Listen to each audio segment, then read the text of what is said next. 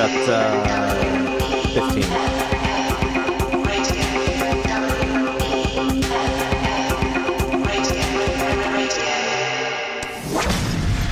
WEMF.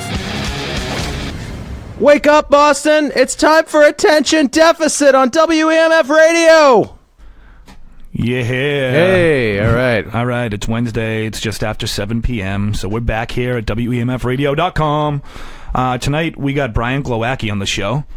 What's up, brother? Is this when I'm supposed to say hello? Yes. Holy God! Hell yeah. I wasn't ready. I missed my cue. What's up? Thanks for having me on this thing. I'm excited. Dude, we're pumped to have you here, man. Seriously. It's going to be a great time. I should have asked the rules. This is internet radio, Yeah. but you probably shouldn't be There cursing are no all over it, rules. right? No, I mean, we try to minimize the F-bombs. Good. Well, I'll minimize them altogether. Yeah, okay. Perfect. No, Since when? It's Since that's right what now. I just want to show some respect to the station management. You know, he's my good friend of mine, but I think he'd let us slide on it. But I want to try to respect his rules. You know. Well, I will do the same. man. I am so thrilled to be here. Thanks for having me. It's such an honor to be here on such short money. No, it's cool, man. You guys, this place is great. That's great. I'm glad to hear that. Now, up front, like you're a very busy guy. I mean, do you want to do any plugs real quick? Do you got any I got a calendar I can bring up real quick if you want me to read some dates. No, no. Okay. This is going out right this second, right? It is, So but it's also going to be a podcast. It'll be on iTunes and Well, stuff. depending you know? on when you hear this thing, check out beglowcomedy.com to find my website. All my dates are on there. There's one thing I want you to do. I want you to email me at brian@beglowcomedy.com for your very own flat Beglow sticker. Take it all over the world. Take pictures, hashtag flat Beglow, and I'll know where you went and what kind of vacations you went on, and I'll be able to keep track of you through this little sticker program. I got stickers in Colombia. I got them in South Korea. I got them all over the world. Please just email me and I'll send you one. Just send me your address.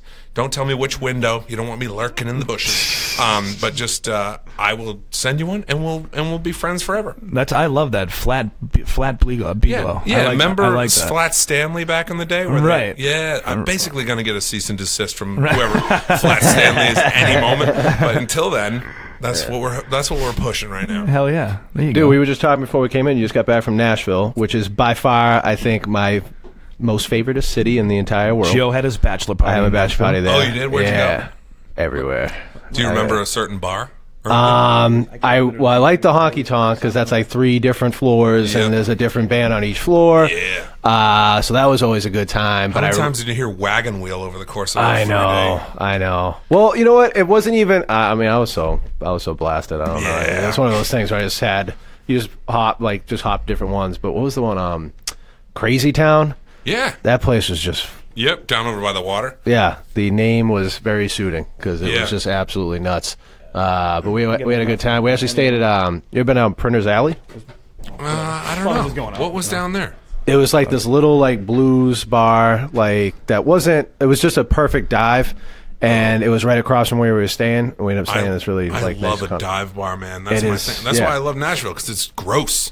Yeah, the honky tonks are gross. and the bar's open at like 10:30. Yeah. And then you just hear like people in there going, "I was always a crazy one, I broke into the stadium," whatever, some horse shit. But you know what though, the level of talent there is very respectable. You know what? That is a pro town as far as like playing music. You're actually like, holy shit, this guy's like really good. So want me to share my wisdom on as far as comedy and creating art. Yes. That I learned specifically from honky tonks in Nashville. Please. Sure. See, I'm a sponge, so I absorb everything no matter where I go. It's a sickness. So I went there and I was seeing the honky tonks, and people are having a great time, performing well and all that stuff.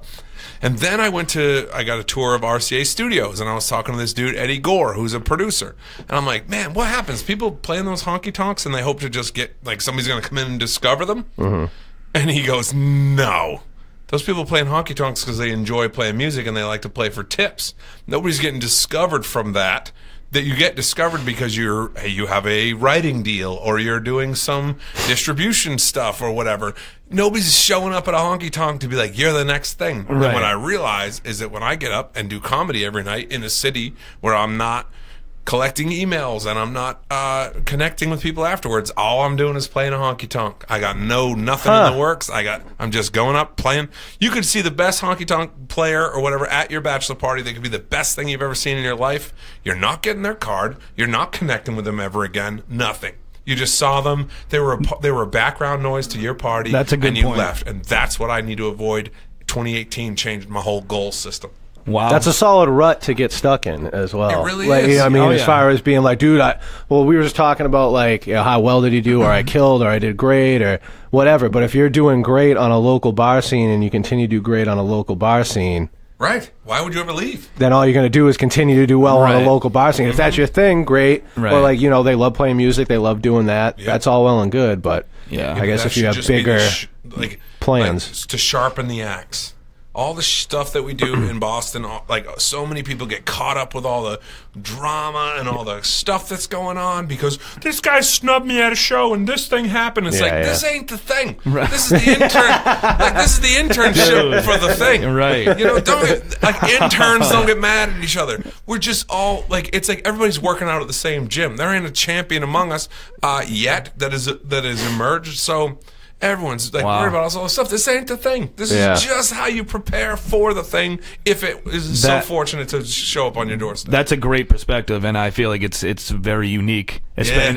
Like That's why I'm working every weekend, and all you sons of no. no. But hey, no, I'm for what it's worth, man. It is. You know, there's always a little bit of truth in jest. You know what I mean? You are working every weekend, so Yeah, you it's know, easy to get sucked in, man. I think any local comedy scene, I feel like is no matter, even if it's a big city like New York or whatever, Yeah. you know, there are little echo chambers, you know, within it. Yep. But Boston especially is a real big echo chamber, and it's very closed off. I feel Right. like in a lot of ways, like it's not. I don't know, like Because I don't we know. close us off. We close it off. I agree though. No, Yeah, I we do this to I'm not. ourselves. Yeah, I'm not saying it's anyone else's fault or anything. I totally agree, but Like New York and LA are A markets. They're number one A markets. right.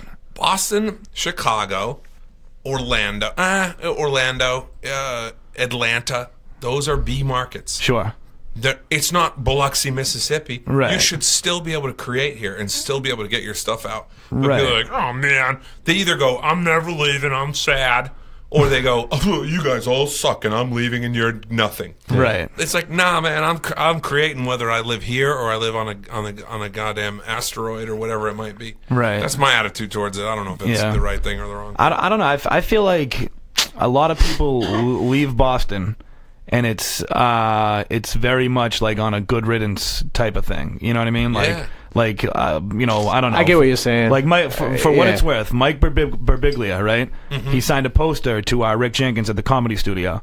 Okay. Yeah. And on the poster, it's for Sleepwalk with Me, the movie that he Yeah, did. yeah. On the poster, it says, "To Rick, great things have started here and then moved to New York City." love Mike Birbiglia. You know what I mean? Yeah, And that's funny, but again, there's something there about that. It's like, dude, like people like peace the fuck out. You know, they're happy to leave the city in their rear view, I think, when the time comes. Yeah. Which kind of sucks. I love a good you note know? like that. My best friend in the world it's- is about to bounce right now. That's right. Justin That's Hoff right. is leaving, and I'm like, what, you really gonna leave? Like, him and I have raised some hell together. I'm like, dude, and this is how I found out from this very show. Yeah. This dude's my best friend in the world, and I look at what you guys are doing, and I go, oh, Justin's sold his house. He has moving to LA. he has two new best friends now. Yeah.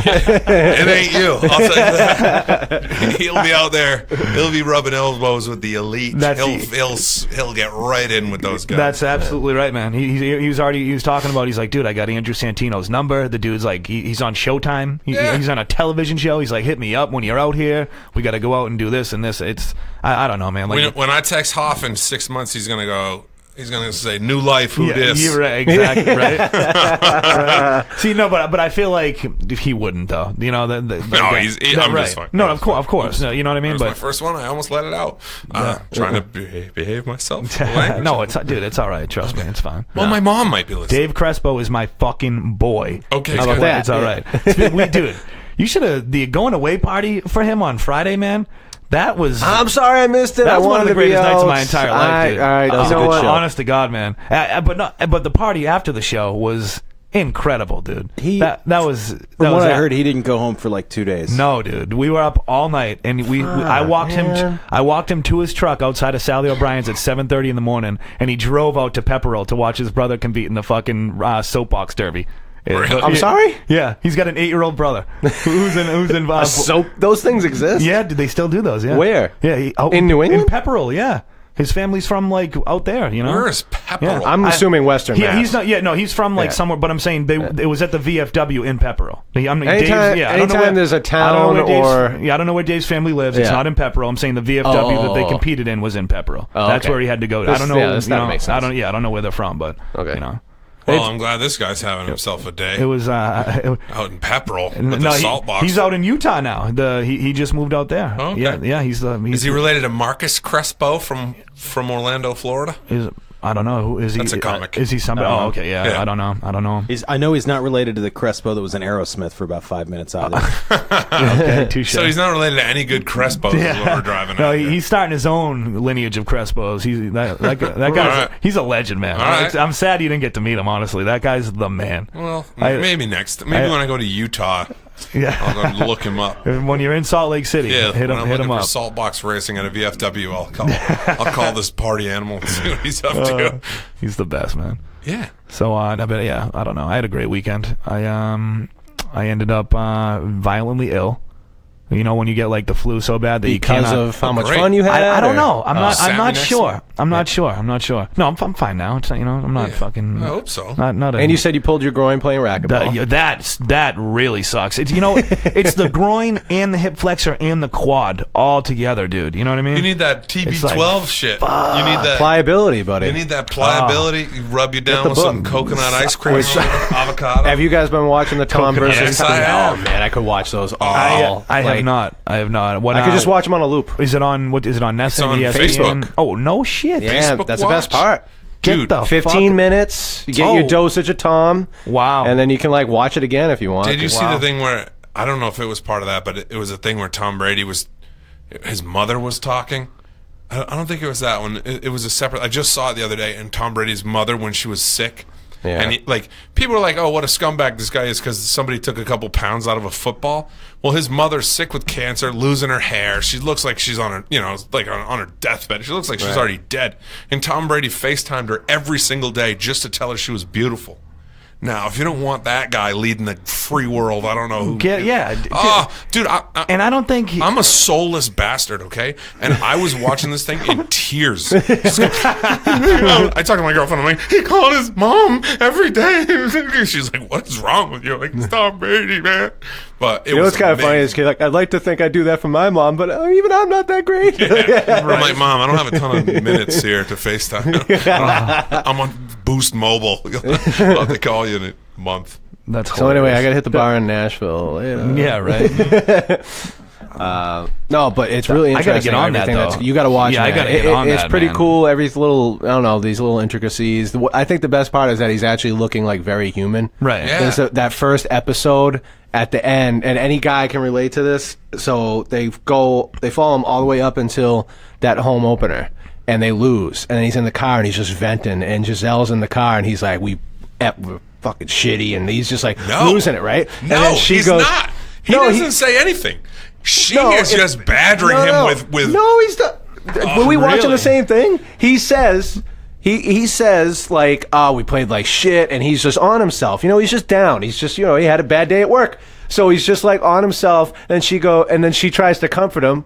Worst thing you can do, just shut up. That's the part that registered with me was that. Yeah, that's what I'm saying. That should register with every guy that's ever been in a relationship. It's okay, honey. Will you just please? I don't want you to say anything. Don't say anything to me. Just let me go, and then just be quiet and just let me do it. So then she's like, well, it's just like a relationship. You're not friends yet. You're not gonna be the best friend just when you meet them, and it's gonna take time. It's gonna be awesome. Trust me. It's like what the fuck would you know about football? Shut up. It just shows you that Tom Brady is not immune to the same shit that we have to go through. Which is she's like, it's like when you're new. It's like a relationship, with the team. Like this relationship. Like, what's wrong with our relationship? Why aren't you talking to me? What's wrong with you? How come you hate me? The best part about the whole scene is as she's talking, you hear his car just go, and he starts like speeding up. That goes, "Get me home." Dude, it was. And He that has was like the lav mic on him that just goes. Because he's so and you could he see his like breathes jaw so set, and I was like, that was just beautiful. That was like exactly how every guy feels. And he's just, he's just a man. Yeah. He's just a man. Right. He's only human. Except Yes. a Or perfect not, man. Except part God. Yeah, What do you guys whatever. feel about the game? Any predictions? I mean, I didn't watch a whole lot of football. I told you, dude, I didn't Yeah, I watch know. a whole lot Yeah. of NFL this year at all. I don't know, man. Yeah, you're a pink cat, we know. Yeah, that's true. That's true. Patriots are playing a team that's going to play 55 great minutes of football. And like it's just every week. You have to be flawless for 60 full minutes. Yeah. You can play flawless 55 minutes, and they'll beat you in the last 5 minutes. It's just That is we're going to true. get down early. We're going to freak out. You're going to whip your nacho plate across your buddy's living room, and then when half the people are asleep, they'll come back and you'll be screaming, jumping up and down, Right? Because we've had some, it's just now it's to the point where it's like now it's like now I want to see something bad happen. Yeah. Right. Not to Brady, but I just want to see I want to see someone fly in on a jetpack or something and just disrupt the whole thing. Because other than that, nothing surprises me anymore. Right. It's been a while since something like that. What was Yeah, the last since one? Like that the boxing nipple thing from Janet Jackson or Oh, yeah. something like that? Did you ever watch So that? you mean something along those lines? What's like that? something that's like, oh like something man, else to talk about? It's like, yeah, Tom Brady's Brady won a great. Super Bowl. It's like, the sun rose today. That's the same, right. People were right. talking about how like this isn't like the other Super Bowls. Like last year, everyone was just diehard over because of the whole Goodell and the suspension. Right. So all the fans were like beyond pumped for that Super Bowl. Right. And then now it's kind of like, well, he's already the best. Right. We already stuck it to Goodell. This is like two cherries. Like I don't know. Yeah, like I want to win with the parking lot guy at quarterback. I guess the only thing we can go to, like the only thing I want like a solid. We were never in danger of losing this game, Super Bowl, because we haven't had that. That's like the only thing. Right. That's the only we've thing. I never want to won win like 45 to like 13. That would be sweet. I want to see something like that. Yeah. That's the only. I don't, dude. I don't know. The Patriots in the postseason are so entertaining, like for that exact reason. I feel like though, like I don't know, dude. But like, do you want that as a fan though? Kinda, yeah, Why, dude. though? Because Bill Belichick is get like that. Belichick all season long, dude. He's like he's a professional, like just hammering away, wears you down. And then in the postseason, dude, he'll bust out some of those like fucking little Giants plays, dude. You know what I mean? Like The just annexation of Puerto Rico. I call this one the annexation of Puerto Rico, dude. You can't pitch to Johnny. Yep.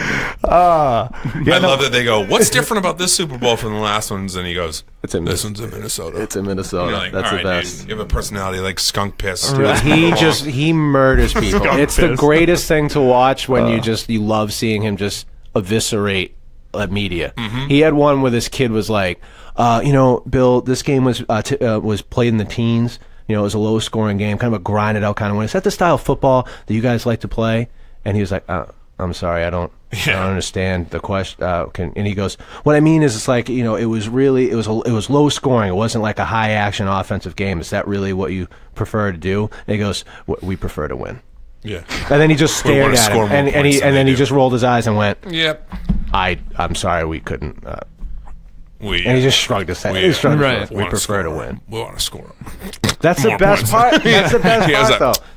That sound? Yeah. He we want sucked it. right, sucking his teeth. Oh, Just like, wow, how Yeah. annoyed are you right now? yeah.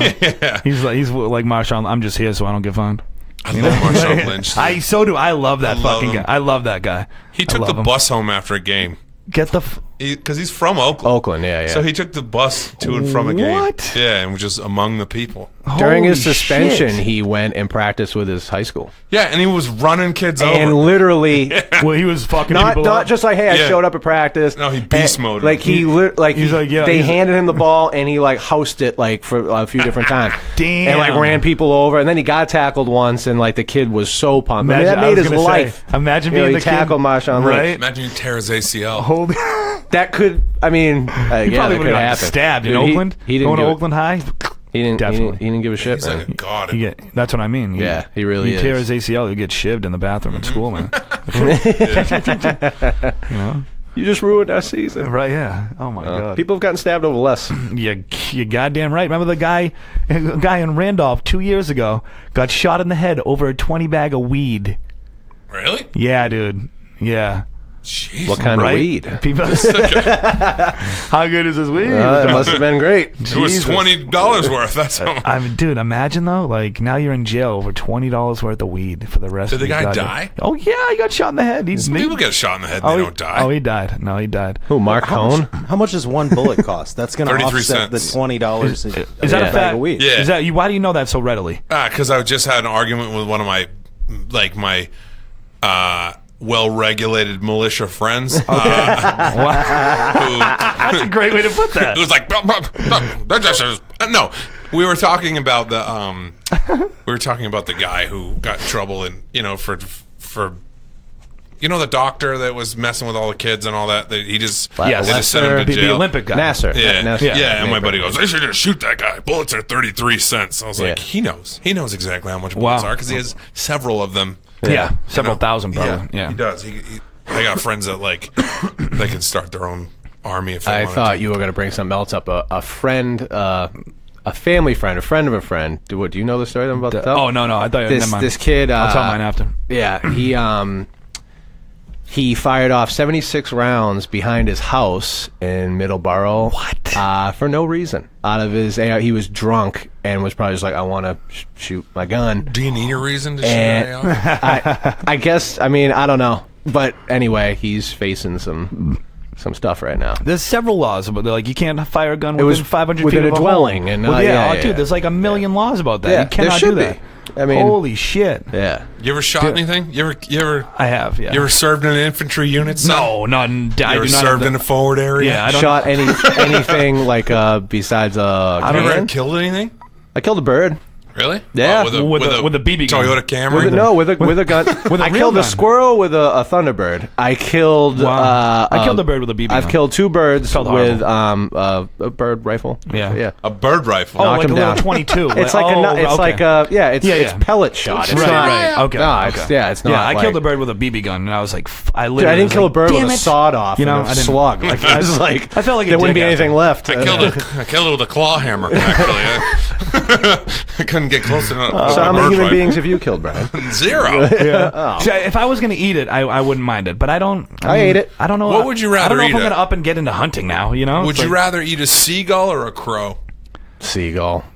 really? Crows. I feel like crows sea- are like bad voodoo, dude. I don't think No, I'd but go there seagulls with eat that. like you see. That's some dumb shit though, because seagulls eat like straight trash. What do you think and crows probably- eat? They eat like Dude, roadkill. Filet mignon. Crows. Nah, I'd rather eat a crow. scavengers too, I'd go man. crow. I'd do turducken style. What a Crow in a in the seagull. seagull. In the seagull. Wait. okay. I feel like a seagull would be like eating a wetsuit. First of all, man, See, like, I don't know. There's some big ass seagulls. The seagulls in Brockton by the Burger Yo. King are enormous. Yeah, Those are And albatross. they're eating burger again. They damn are near some pelicans. big seagulls. Yeah. I said that once before. I'm like, well, you know it's springtime when the seagulls at the Burger King. Like the snow is thawed and they're just out there in flocks. The McDonald's on the east side also. 'Cause Unbelievable, The fish dude. fillet. Yeah, that's what they get. You know? That's what they get for having lobster rolls out of McDonald's. Exactly. It attracts a negative element. Seagulls. Anyways, I derailed this pretty quick. That's record time for me to that's derail. why it's seagulls. called attention deficit, Oh, dude. good. We just, whatever fucking comes Speaking to of mind. seagulls, we had a buddy of ours when we were on vacation one year. Like we were just throwing rocks as kids do. Throw rocks all the time, and you kind of throw them at seagulls flying by, knowing you can't hit them in a million years. Right. And our buddy hit one and knocked it into the lake. Wow. And we made him feel like absolute garbage. Like, dude, you killed it. And it was Right. like, the worst part was, obviously didn't die right away. Oh, it was just like yeah. its wing was going like this, and it was like floating around in the water. I'm like, dude, look, it's suffering it's because he was just, drowning. oh my god. Get in there, And he dude. was like, shut up, is that funny? Like that he really That's felt it. hilarious. I shot a seagull with a 22, a Right. bird Really? rifle. I bird shot rifle. that thing, dude. It was sitting up on the peak of my garage, and we're like, and shot the thing in the chest. No and it shit. just, I swear to God, it just laughed. It was like a 50 cent, like it was like a 50 cent seagull. You know, it was like been hit with a few shells, but it walks with a limp. You know, it was. You need to hit me with 8 more, bitch. Yeah, right. He was like, "Bring it on, man," and just literally looked at me and was like, "Yeah, I remember that." That's hilarious. I'm just waiting for this seagull to come back and ruin my life. Nice. I heard a similar story about a guy who Seagull was wearing a do-rag. Hold on. back to the prepper thing, right? We got a buddy who's his family did well with money, you know what I mean, and they have a property up in damn near Canada, somewhere in northern New England, right? And he's got a cabin totally off the grid. He's got one of those like storage containers that they like filled with like food and like and like beds that fold down off the wall, just buried in the ground. Yeah, you know what I mean. Like he's got the that's a real doomsday prep. Dude, he's got the 50 cal rifle like from Shooter. Like it's a rifle like as tall as you are. You know what I mean? He's got one of those. You know, but but that 50 cal, there was a guy on Rogan talking about that weapon. He has one, and he said that he shot a bison with it. And he shot it right in the corner of the eye. And the thing just looked at him and then just went back to eating grass. Yeah, dude. What? Yeah. You can't No way. 50 cal? Yeah, dude. Like they're, From how far away? They're I don't know, like pretty far, like 100 yards or something. It doesn't matter. Dude, The thing is that You could shoot a 50 cal is cement that wall big. and it's gonna explode. No, dude. Their skull though is, dude. It's like you have to hit it in the neck and sever its spinal cord because you cannot shoot the thing in the head. It will not kill it, dude. It probably just has like the tiniest little brain. No, it's just got this crazy like plate on the front of its head, dude. It's just so massively thick. I love learning. You know what I mean? Yeah, Yeah, dude. He was on Rogan, dude. The guy, like, you know what I mean? The guy, he's like, dude, those things you have to shoot them like you would think like it's like almost in the back. It's where it's like in their shoulder where because dude, they have this giant like built-in helmet, dude. It's crazy, dude. It was absolutely it's very interesting. You learn something new every day. That's what I'm saying. He's like, dude, the thing literally just Somehow we always end up doing this. I don't know if you realize this, but we always end up on the topic of animals and some Joe kind of Rogan. weird ass fact. But it's just that always ends up happening with us. I'm gonna tell you something. My buddy Charlie Bowie in Florida, if he was here, he would stump any person on the planet at any time with stupid animal facts. I love that shit. You could just name. I'm gonna hashtag him in this or whatever the hell it's called when we're done and make him listen to it because I want him to start calling into the show and just stumping you guys on a crazy animal. If you were like duck-billed platypus, he'd be like, "Did you know that they make?" He knows everything about that. No shit. Yeah, I love that. Just triggered my memory, but it's insane. I love that. Yeah, that's awesome. Crazy. I appreciate anybody that can just spit out, like, that can be so passionate about a subject that they can just spit and you go, huh? Why? Right. Why do you know that? Exactly. Oh, no. Probably this guy. To do my research, bro. You know? Yeah, just for the hell of it. He probably grew up wrestling gators and shit, down in Florida. And he just knows, man. Yeah. Yeah. Switching gears, because you talked about, we always have the wrestling action figures over there, and you were talking about the Iron Sheik. Yeah. And I just see a little Andre the Giant has a documentary coming out on HBO in April. Really? Yeah, I think it's April 10th it's coming out. What's that going to be And called? I don't know what it's called. No shit. Andre the Giant HBO documentary. No, April but 10th. I wonder if it has like a good name. You know what I mean? I'm Like- sure it does. like, I don't know. I find couldn't out. remember it. But it, just off the trailer, I'm like, I need to see this. Because he was just such a interesting person, but I forget who was talking about it like briefly on thing. He was just like, he goes, dude, he was a level of famous that I don't think anybody, like maybe a handful of people would know what it's like. Because not only even if you're Paul McCartney, Right.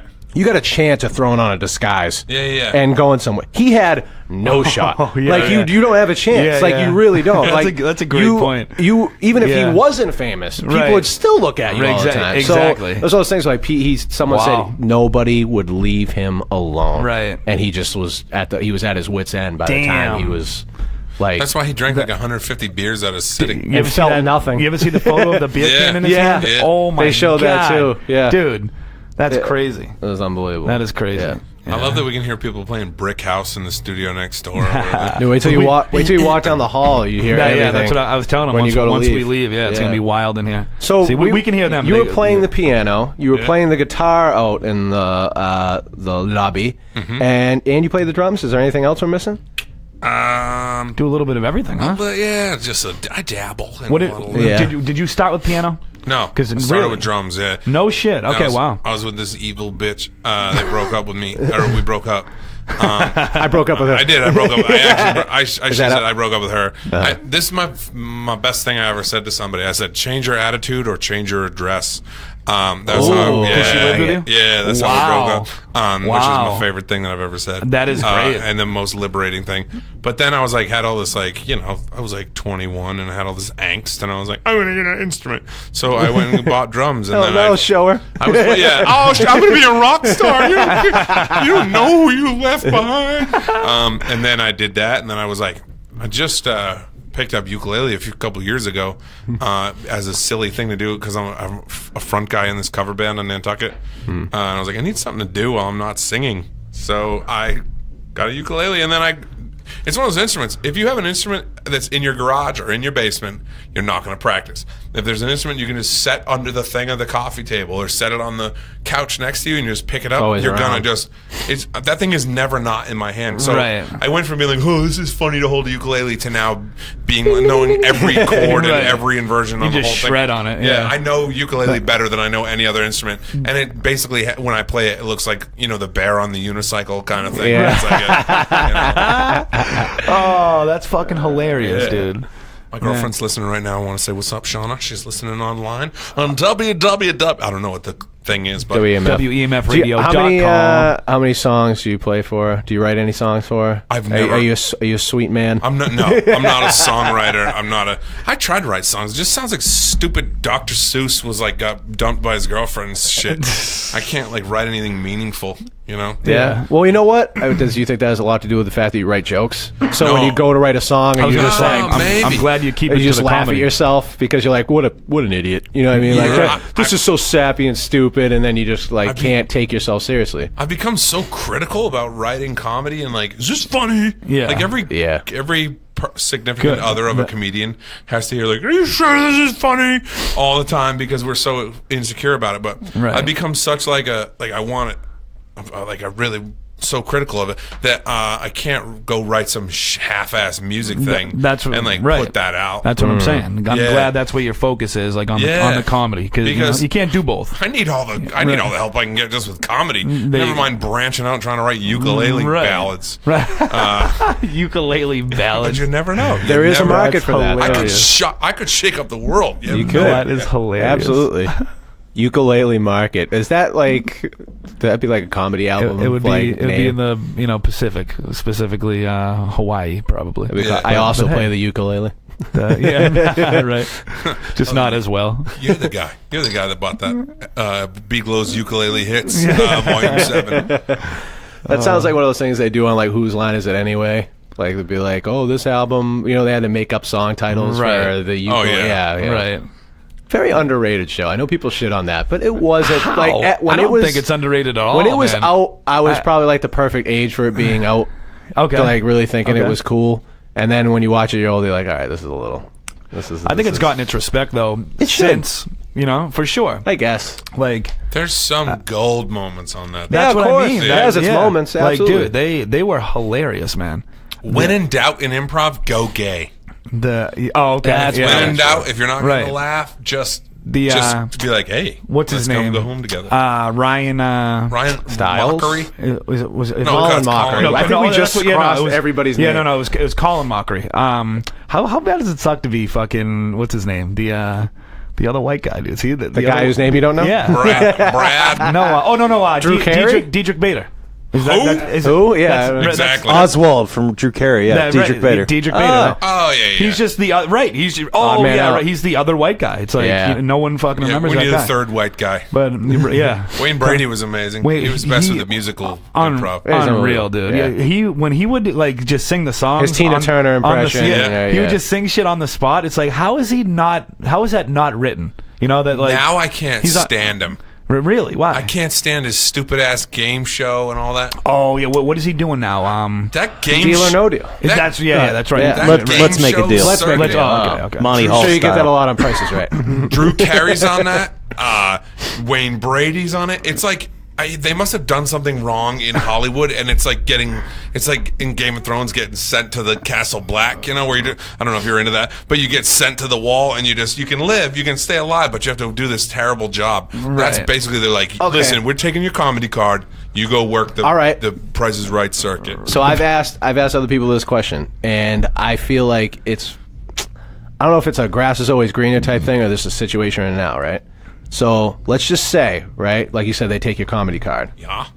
And someone offers you get to play a dad on a sitcom on a Disney Channel, but you're making, what would the number have to be for basically, like, you could still technically tour. You could still be like, hey, I got some gigs here or whatever, but people, I mean, in the comedy world, you probably lose a lot of respect for being like guys, what are you doing in here? Come on. No. Let's hug it up. Tagline. Laugh track. Yeah. And then what would that take? Like 7 figures? If those are your goals, I would never I don't think those are anybody's goals, though. There's somebody's goals. Some people just want to be famous, man. People don't want to be you know great. What I'm saying? Like, if you were a comedian and then you were like, I've been at this for a while, and you got offered that, and would you just be like, it's a big paycheck. It's a big paycheck. See, I'm in a different spot now. I could always go back. I could, you know what I mean? And now I have a girlfriend who has kids that I'm going to eventually marry. So I would, if I was struggling at this and I was just doing, some tavern up in New Hampshire every now and again and just calling myself a comedian still, and that thing came along and I was like, these kids will never have to worry about a single thing ever. I'd be like, well, guess what? I'm Danny Tanner now. Yeah. You know what I mean? Right. But if it's just you and you're just like, if you're just one of those dudes who's like, oh, I just want fame, and you take that, then you don't give a fuck about your art form anyway. Yeah. You know what I mean? You deserve what's coming. If you just take it because you're like, well, it's something. I just feel like there's a plane. Like, if you're like doing this for if you're doing something for a certain amount of time, and then out of nowhere you just get that opportunity, and you really feel like maybe you just haven't hit something, or like, did they catch you at a weak moment? You know what I mean? Where, like, say you went on the road and you were killing, you were doing great. Like, dude, I'm not taking this right now. No, at some point there's got to be something where like people say yes to that. What would have to happen for you to say yes to that? I'll take it right now. I'm taking it right now. But you know what I mean? When there's like certain checks waved in front of your face, it's like when people like hawk like Extends or Viagra. Right. It's like, dude, when did they get you? Right. Like, what number was that for you to be like, all right, yeah, I'll do it. Like, see, I feel like you either, I forget who it was like Exhibit or someone was on a Disney show. Okay? What? Yeah, there was some X to the Z. It was either Exhibit or like it was some rapper was on like he was on a show. He was like the father on a show. No, it was LL Cool J, wasn't it? That could be who it was. Yeah, he was like the dad. He was like a football player or whatever. He was like a cool. Wasn't he like I thought the hook was like he was like a maid or something, or was he like was he like the housekeeper? That was the Tooth Fairy when it was the Rock. No, that's not what I'm thinking of. I know which one you're talking about. He played like an old running back that got retired because he had an injury, and like I remember that show. I can't remember the name. I don't know, but whoever it was, they were like, you're either someone like that who you're super famous, and then you have kids, and your kids are watching Disney, and you're like, let me try this out. Or, you're a comic who, you're auditioning for shit, nothing's going anywhere, and one day your agent's like, dude, there's a fucking Disney audition. I don't know if you want. Yeah. And you end up killing it, and they're like, what, you could have this part if you want. It pays this much money. And you're like, fuck. Dude, I'll say this about LL. I never thought I would arrive here, LL, I don't think gets enough credit for being as sustainable as he has for as long as he has. He's killing it. That dude was there in what, like 80, let's say 84, 85, somewhere probably in that neighborhood. I can look it up right now. Maybe a little later. We'll find out. But he was there at really the infancy, or like close to the infancy of hip hop. Yeah. Still relevant today. Whether or not it's NCIS or whatever he does acting wise, but I think he probably had a hit or was on a track in like 2000 and let's say 13. He's put how many guys have had that long of a span where there's still like, if LL was on some kind of like he was real quick, did a little cameo, a little track on like a Rihanna record. Yeah. Would it bother you? No. You'd be like, it's probably a good song. At that point, he had to have sold his soul to the devil to have that length of a career. But to your original point, as somebody who does the road a lot, when you're out there and you're in Orange Beach, Alabama, in a trailer that's your comedy condo, and you had to snap the sheets to get in the bed, and it's just filth, and you haven't seen your family in 3 months or whatever, and someone could come along and go, way out. I got a thing. You would go, yes, please. Yeah. And you would do the do-do-do. You would dance the dance, and then the day your contract went away, now you've been in front of 1 million people a week on your stupid sitcom show, and then you go, you know what? Now instead of doing the Uncle Goober's Chuckle Hut in Biloxi, Mississippi, now I'm doing the improvs, I'm doing theaters, I'm doing the Wilbur, right? Because I'm somebody. You just if you've experienced I forgot failure, about that. I forgot about that part of it. Yeah. Once you're a name, you can sell tickets forever. Right. Yeah, because You know what Joe is it? No, I always say his name wrong. I don't think it's Joe. It's Uncle Joey from Full House is still touring. Oh, Dave yeah, Coulier. Dave Coulier is still touring. Yeah. Cut it out. Yeah. Joey Gladstone, baby. That yeah. is still touring. Right. Like that's what I mean. Like 100%, That yeah. is. He plays the Providence Comedy Connection all the time, which is basically between there and Nick's is my home club. And he went in and he was like, "Give me a clean opener." And I don't know if you know who she is. Her name is Kelly Morse, but she's hilarious, but not clean at all. And he came in and was like, "What is going on in here right now?" That's he was great. so upset, but That's great. But Hey. she's hilarious, and he sells tickets. Right. That's the name of the game. That's what man. I'm saying. Right. Yeah. Right. As Dick Doherty would say, asses in seats. Yeah, and it's true, man. You know, that's all that. Yeah, that's what All we're that here matters. for. Right. That's guess. what we're here for. What Going back to that, because I just had a thought about the whole and this is gonna get like, I don't know if it's gonna get personal, but it's gonna get to the point where it's like, okay, uncomfortable. So it's the same thing with you have a weak moment, or if you have a weak part in your life where you're thinking Where he like, comes out and says he touched somebody. no, Get me out of here. no. Guys, I'm leaving the show due to these No, it's not allegations. my line. What I'm saying is like when people shit on a guy that's on the road for like whatever, like you said he's in Alabama, he's whatever, and then or he's a professional athlete, like, I can't believe he cheated on his wife, or I can't believe whatever. It's like this guy gets girls thrown at him on a freaking hourly basis, Right. Goes city to city, and then something happens where if he did get in an argument with his wife, or he was drunk and got in an argument with his wife on the road, and then something happens, and they get such a rash. Like, I mean, usually it goes away. Are you single? No, Or I'm you have- married. All right. So what you're I would never do it, if I can wade through but the you would. bullshit. But you would love to say. But that's the thing. You'd love to say you would never do it. And there's so many guys who obviously their intention is like, well, I can't wait to get married so I can cheat on my wife. Like that's not what I did. Right. I know there's some Of course. guys who Wait. get married and like they don't. It doesn't matter at all. Yeah, it meant Why nothing. would you But- ever do that? No, but some But people, some yeah, guys, some they people, just it they doesn't literally matter. it just it's like, oh, I had Some a party women. once. I know like some- that's yeah. There's guys like that. I know But some I'm women that saying marry that people when it that- does happen, yeah. You know, just Yeah. fucking just throw it right out the window. Cheating is the result of a disconnect, not the cause for it. Have that therapy, Right.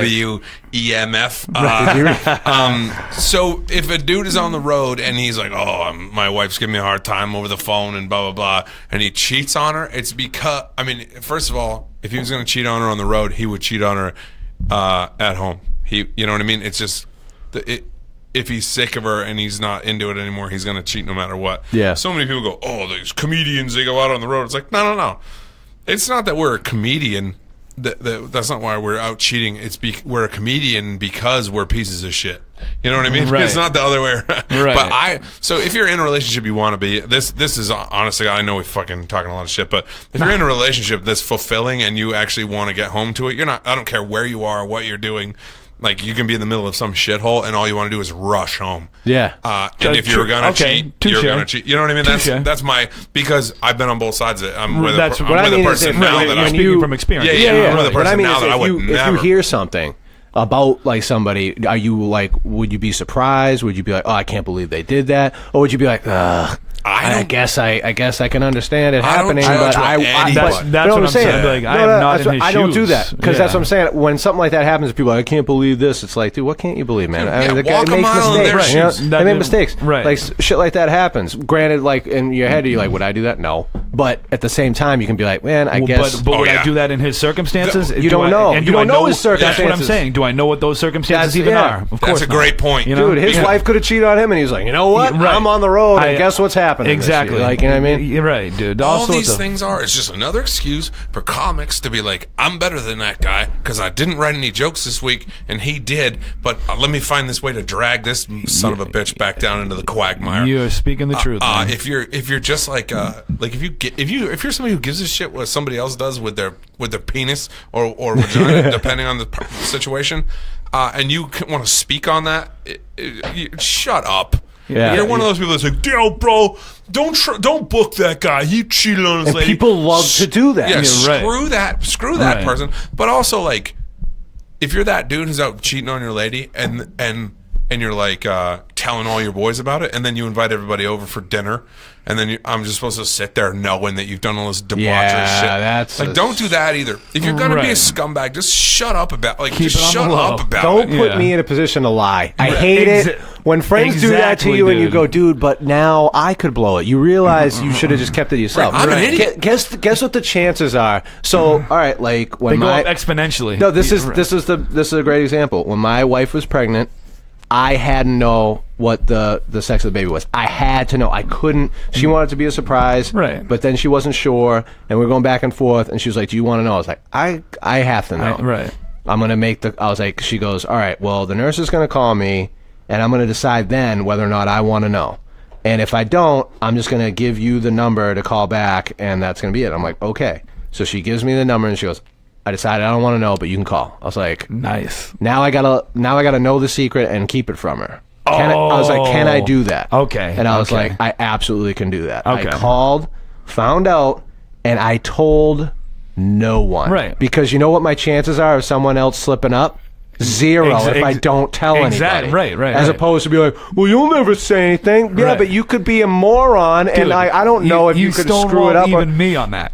You were like, come on, dude. I was like, fuck I was like, dude. you. I was like, dude. I just so I know what kind Somebody of baby was like, shit. well, You know what I you mean? told your mom. I'm like, I didn't tell my Didn't tell mother. I anybody. didn't tell my father. Right. I didn't tell the closest people in my life. I was like, no. Right. Absolutely not, Right. because my chances is 0% of you screwing it up. If I screw it up, I screw it up. Right. For I guess I'll have to For live the with record, that. I would not have let that slip up. You don't know I just, that, dude. You know, I do know The that. point is, I I don't know that. I didn't have to take that chance. You don't know that. That's I true. didn't have That's to true, take yeah. that chance. I knew that. That's what I'm But saying. that's When all you right. I put still- your people in position to Dude, screw something The up. other side I'm of that over it. coin is when your boys tell you, yo, man, I'm about to tell you something. You can't tell anyone. Don't even tell your girlfriend. Dude, the second that person leaves, I'm like, shut up! You gotta hear this shit!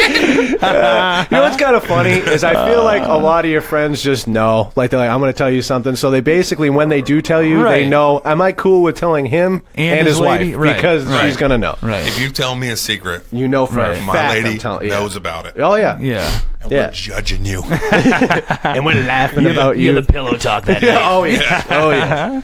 Yeah. It's fucking fun. The best part is when you get to, I think that's the best part isn't the secret. It's saying to your girl, I got some shit to Yeah, tell you. right, And when yeah. you say that, you see it go, oh, okay. All right. I got Just saying that is the reward, I got not what texted- it actually is. I got texted something today about a kid that was a little younger than us, but grew up on Nantucket.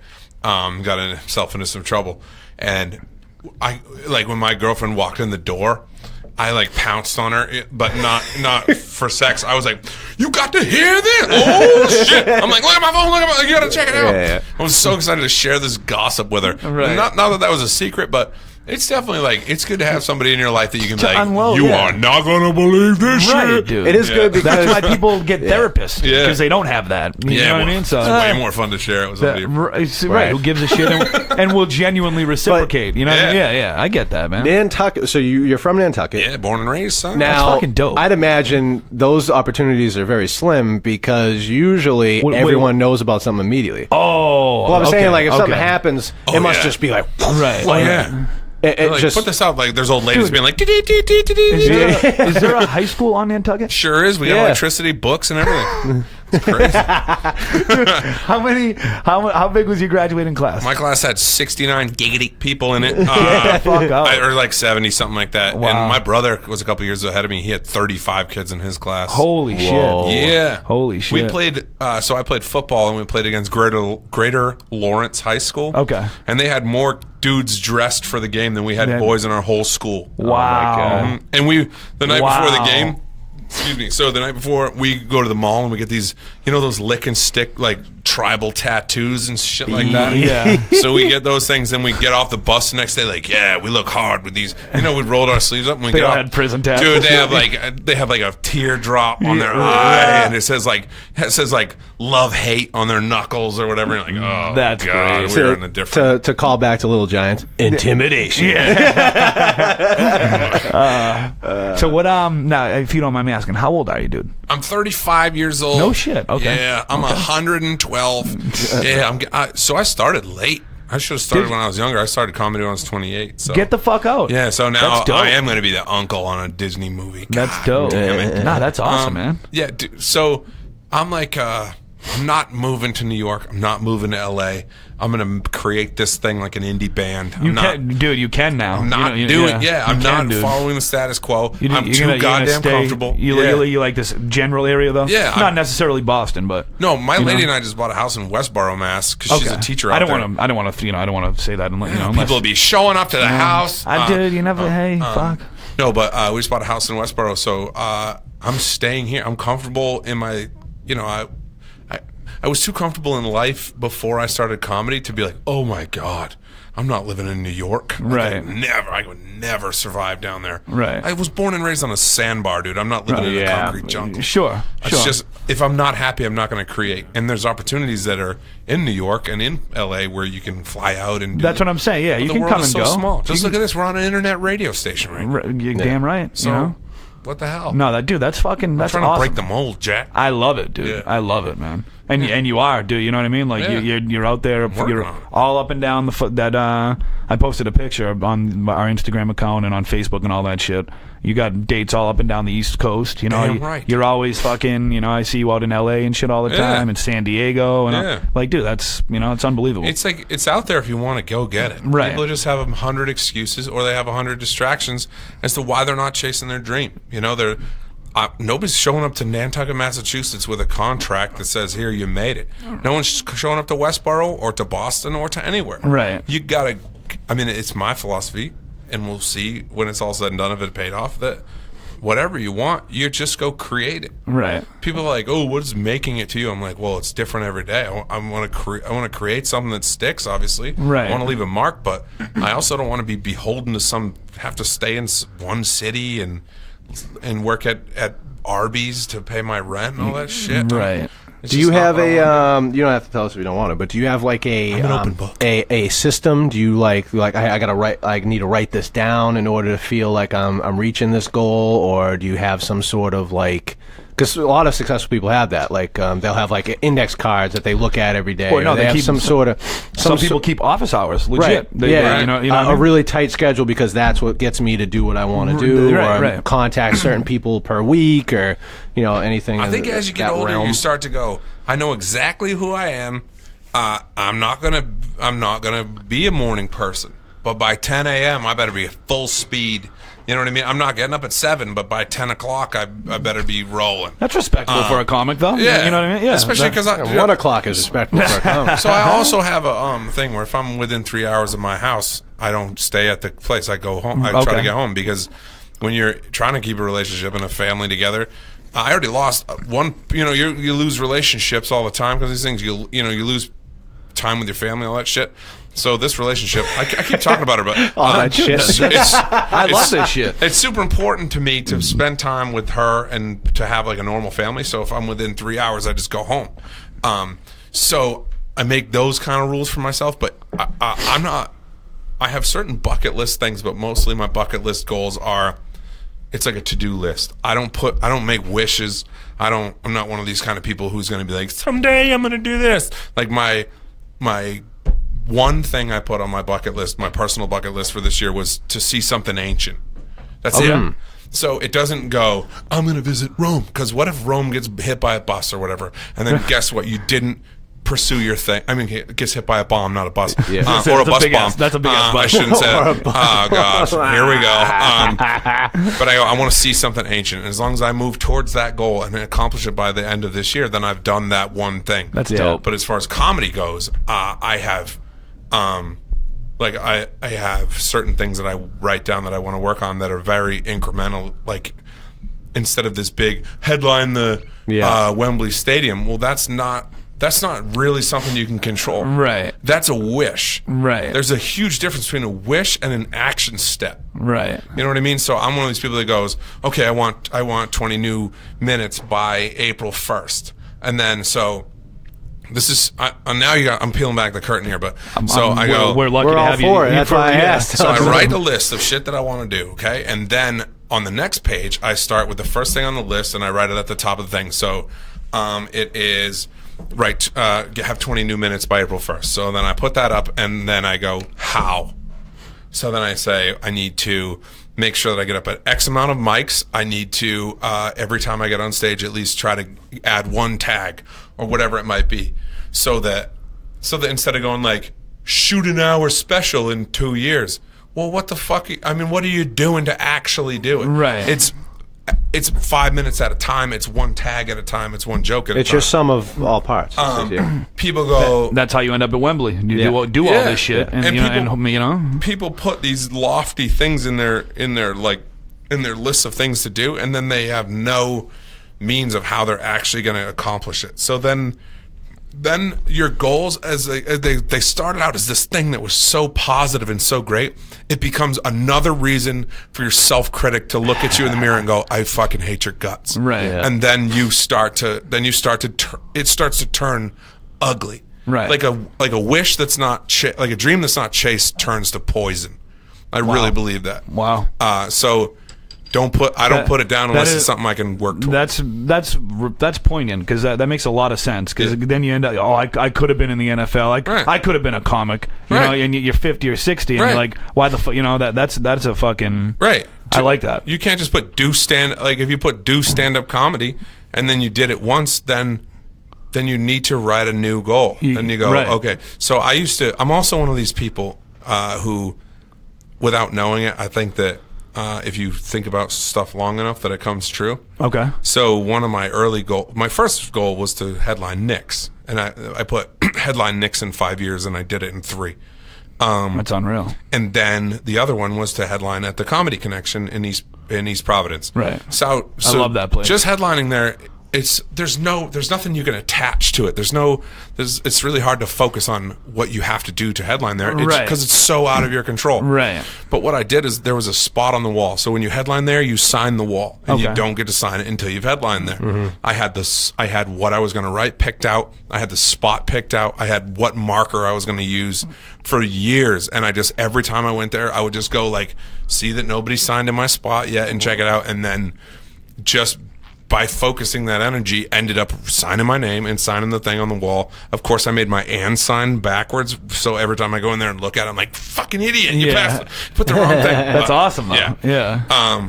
But I really, without pontificating too much, I'm somebody who, like, I put small things in my book and I attack them with every ounce of energy that I have. Right. I had a teacher that he said something similar to that. How you have your goals, and then with every goal you almost have another goal sheet. Right. That's he's like every goal you have, there should be, 5 subset of that. Right, yeah, like 5 to 10 other smaller goals within incremental that. Goals, exactly, and that's what I mean. That's unbelievable. Because a career or a dream or a whatever is just when you to say like I achieved it. You don't get to say that until you're done. Right. So why put things that go like, well, I'm not done until I get this? It's like, no. When you look back, you want to go, I chased this thing. I did all the things I could possibly do with the tools and information that I had at the time. Like I don't have a house in Malibu right now. I have a house in Westboro. Right. Did I wake up every day and do the most I could do from there with the tools and skill set that I have already? Right. And when I lay my head down at night, I go, yeah, I can say that I did everything I did from here today. Absolutely. If tomorrow changes and I have a house in Malibu, then we'll talk about that. But, Yeah. you know what I mean? That's just I'm getting a little preachy. But No, that's I what I'm saying. not at all. I love it. Now, how do you guys feel about taking a quick break right now? What about we're a little more than halfway through. Love to. Yeah, cool. We'll take a little music break, and we'll check back in with you guys in about 10 minutes.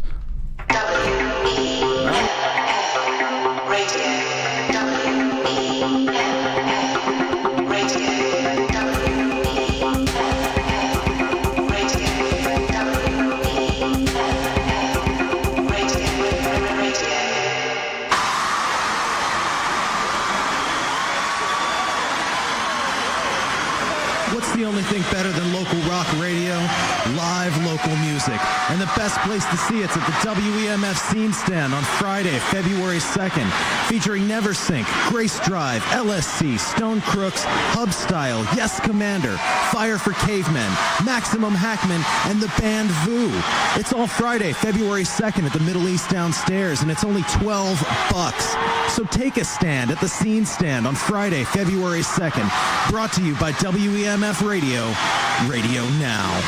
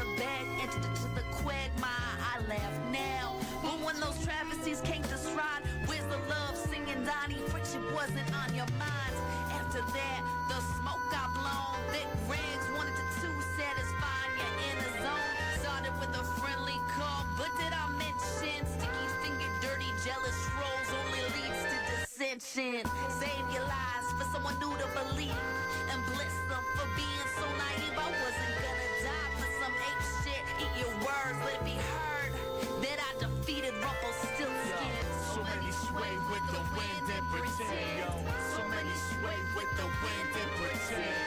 So many sway with the wind and pretend. Closest friends to your kin. Do you win? Do you win? So many sway with the wind and pretend, yo. So many sway with the wind and pretend. So many sway with the wind and pretend. Closest friends to your kin. Do you win? Yo. Talking to seas, walking birds, moccasin feet. Part of your fleet, part and a parcel of this fakeness. Shoot us apostle, stop your greatness. Tongue is fork shape. No feelings by the fourth date. Then the court skate. Prosecution at the court case. Found judges holding grudges, asking where the love is. Friendly game of envy, pain and smudges. Tears dripping like waterfalls. Rappers full of gases. Games of volleyball. Combustible with fuck the passion. My aggressiveness in essence is so special, kid. No rhetoric, I speak with diction. Repetition, cycle repeat. I self-defeat, but conquering your fleet. Navy ships that's turning crazy quick. 7:30, time for wake. You find a wraith, you decide your fate. Right beside your face, turn your back, get murder fast. Caesar plots and brutal stabbing them. The socialites are gathering like zealots at the Vatican when the smoke blows. You know I'm wearing these Pope robes. No Ocho, the hateful eight that came with jealousy. Jogging my memory, talking jargon, sipping this Hennessy. My enemies, the same as friends is. Clothes to wear and paid expenses. Food to eat, the rude of speech and snake intentions. Fuck you up with still skin, I still win. Cause hate done already killed him. Nothing left to say but have a nice day, okay? So many sway with the wind and pretend, yo. So many sway with the wind and pretend. So many sway with the wind and pretend. Closest friends to your kin. Do you win? Do you win? So many sway with the wind and pretend, yo. So many sway with the wind and pretend. So many sway with the wind and pretend. Closest friends to your kin. Do you win?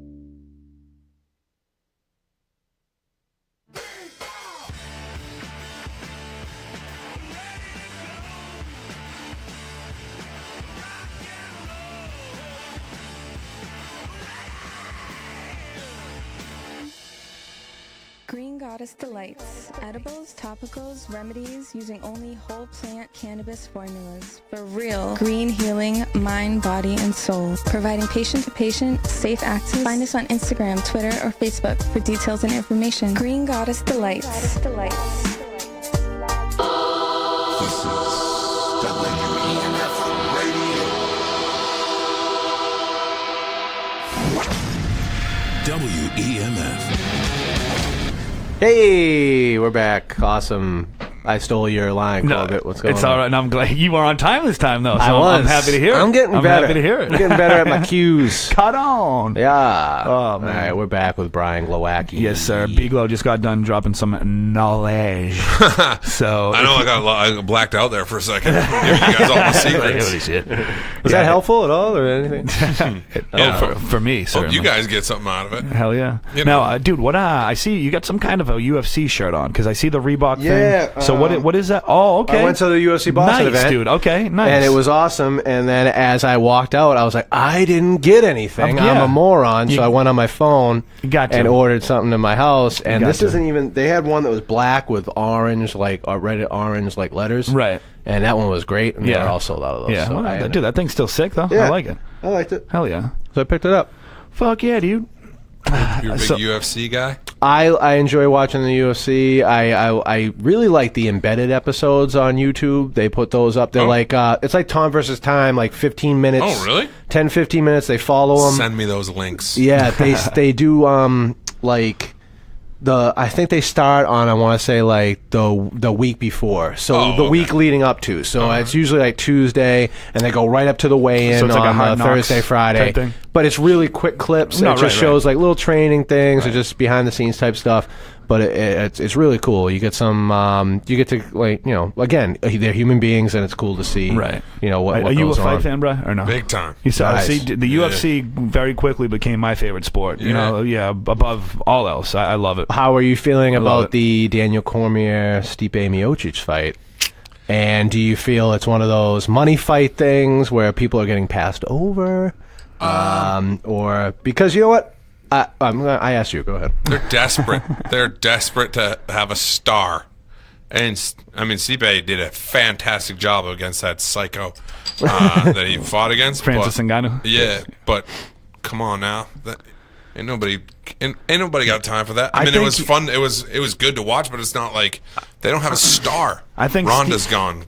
McGregor's gone. I mean, in all intents and purposes, like, they're not fighting. Those people aren't. There's no star. Mm-hmm. John Jones is suspended or gone or whatever. Yeah. So they're just dying for somebody to emerge as a big box office sell. I think Stipe could be the guy just because he's picking up so much momentum with that Ngannou fight. Right. He was the first And he heavyweight. stuck it to Dana White a little with the title thing, which, by the way, I'd like to point out. Well, hold on, but I'm saying real quick, he's Yeah, the go. first heavyweight to ever defend the title 3 times, which Yes. is a big deal. And so now, like, he's gaining traction with and that's how, dude, you know, I more or think less, he's- that's how people work. I think you he's know, gaining they- traction they with hear this, people this, say that this shit. blue and- collar guy. He's still a firefighter Right. in for 2 different departments in Ohio and all that stuff. No, but like big voices like Rogan and Brendan Schaub are starting to be like, dude, this guy is legit Yeah. as they come. And so, and again, dude, it takes people to hear shit like that from people who know what So they're talking here's about. the thing, no like- one else fucking does. Well, because you know what McGregor, he's a star and everything, and he's the boisterous and, And he's, what you know, the he's fuck's got he all been doing? He's been difficult. the charisma and everything like Right. that. But I feel like Stipe is one of those guys, and you know, whatever. I won't say he's to the level of like a Randy Couture, but I feel Not like yet. he's that road of guy. Yeah, he That's was like a a fan Matt Hughes, favorite. like a Yeah, Matt Hughes, yeah, quiet, yeah. just He's gets gonna his be job done. he's Right. gonna Yeah. go that route where people are really gonna appreciate him, like the way he fights, Right. and truly respect him as a martial artist, even though he doesn't have to talk shit. He doesn't have to be that Right. guy. He's gonna get that lane, Right. and I feel like he's really gonna run with it. And I Right. feel like Cormier, it's one of those things where like, what you want to see him fight Verdun? You know, Cain Velasquez is out. Right. What do you want to see him fight Verdun again? I don't want to see that. I like heavyweights. I don't even enjoy watching. I enjoy heavyweight fights. It's I boring mean- right now. It is, but it is a boring division right now, though. No, but it isn't. The last fight was semi-boring because of how They were it- gassed in 10 seconds. But They- the first it is 2 getting rounds better. of that fight were like you were on the edge of your seat, like someone's getting laid out. I Right. said on this show, completely wrong. I said, "Look, I don't know who's going to win, but I can guarantee you that it won't go 5 rounds. Yep. And it went 5 rounds. Right, Yeah. right. And that's why I love the sport, is Right. because you never really know what's going to happen. Anything, everything changes. The heavyweight division is getting stronger over the past 2 years, but it Yeah. was dog shit for Dude, a long time. when Kane comes And back, that will be incredible. that is going to be Yeah, interesting. that would be incredible. Brock is there and gone, and he'd be a huge draw. Right. He's a guy who, we were talking about, Daniel Day-Lewis and how he just disappears, comes back, wins an Oscar. and he's still in. Brock Lesnar is right. the Daniel Day-Lewis. Right. of He music. just he pop could in just and out. pop in and just But- be like, hey, I'm 'cause what going to it is, fight though- this guy. I'm going to have a huge draw, and I'm going to go away Because what it again. is though, when he's not doing the UFC, he's doing the WWE. Yeah. and so he's still, he's still killing it. you know? I'm a little nervous with the whole the circus act scenario with a CM Punk and Yeah. and the whole what are we doing here with these fights? Are we making serious That's not gonna fights? yeah. Are you a real fan, or you just want to see Floyd Mayweather stepping into the octagon? Did you see that? He walked into a cage. I don't think and Dana would- went like this with his hands. Did he and really? They just laughed at him. McGregor and Mayweather. He'll never do it. Yeah, no, He'll no. never do Right, it. right. If he does, he's an idiot. I don't think he'll make enough money. And B, it would just completely ruin any kind of legacy that he's ever had. Right. He never has to do it. No. It makes no sense unless Right. hey, maybe he'll do it in 10 more years when he blows through all his money. I don't know. I'll buy it. Right. I'll buy that. I would totally watch it. Right. That's the thing. I bought CM Punk because I wanted to see him get his ass kicked. I've seen He's gonna McGregor get destroyed. Pacquiao. Of course, yeah, of course, yeah. Even though it's going to be Pacquiao will probably take his head off. Yeah, I no, think he no, would no. annihilate him. He's got way more power No, than- but what the fuck was I just gonna say, dude? Sorry. No, it wasn't even the McGregor, not even the McGregor Pacquiao thing. That would be. You were so that'd excited be to awesome. say it too because That'd you be- lit up when he was that'd talking. be- no. Okay. Totally switching gears because of the WWE thing. Did you guys see last Monday? Stone Cold came back to WWE on Raw. No. You didn't see that? Nope. I saw it on Facebook. I haven't watched that shit in so long. Oh, dude, I haven't watched it, but Stone Cold. I love it though, when was- stuff like that does That's happen. what I'm saying, though. I was like, dude, honestly, I would have watched it live had I known beforehand. There's I nothing worse when that does watched it. happen Yeah. and it doesn't deliver. Because I will say this, and this was devastating to me as a human being. Fuck yeah. When Michael Jordan came back to the Wizards, Sure. and I was like, I never saw him on the Bulls. I just missed that. I mean, I probably could have seen him a few times, but just missed it. And then when he came back, I was like, I'm not missing this. Right. And he came back to the Celtics, and I was like, I'm going to see Michael Jordan. I'm going to see. I was, obviously a huge Right. Michael Jordan fan. It was Right. the perfect age when he was it. And when he came back. And he went to do a fadeaway, the patented Michael Jordan fadeaway. Right. Jordan fades Paul back. Pierce blocked him and took it down the court and dunked it. Really? And I remember just being like, Damn. Paul Pierce, awesome basketball player. Damn. Never would have happened. The truth. Never would have happened Right. in '96. Right. No, there's not a shot in hell that he That- would have got blocked and that would have happened. There's not a shadow of a doubt that would have happened. Right. But watching that little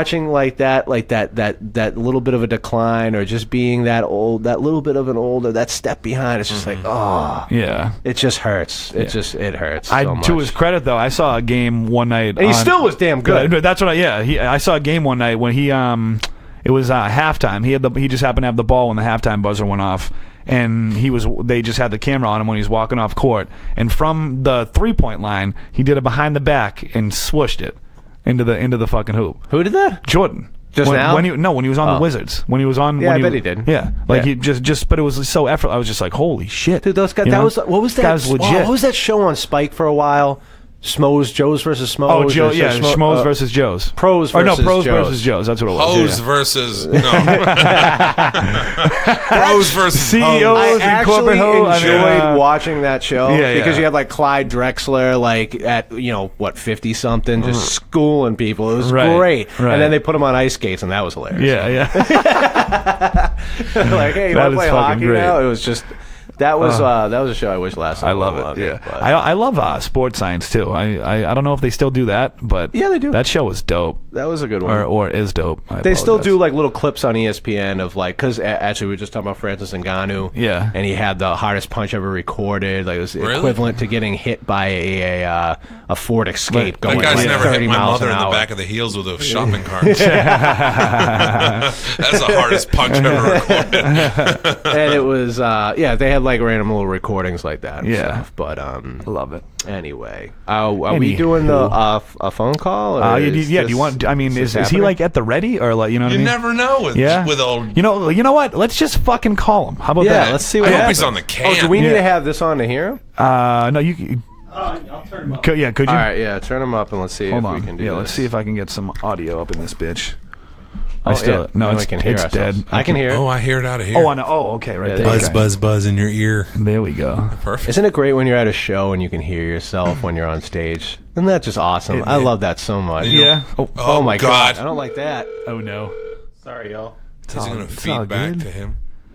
Okay. Hello. Suspenseful. Isn't it?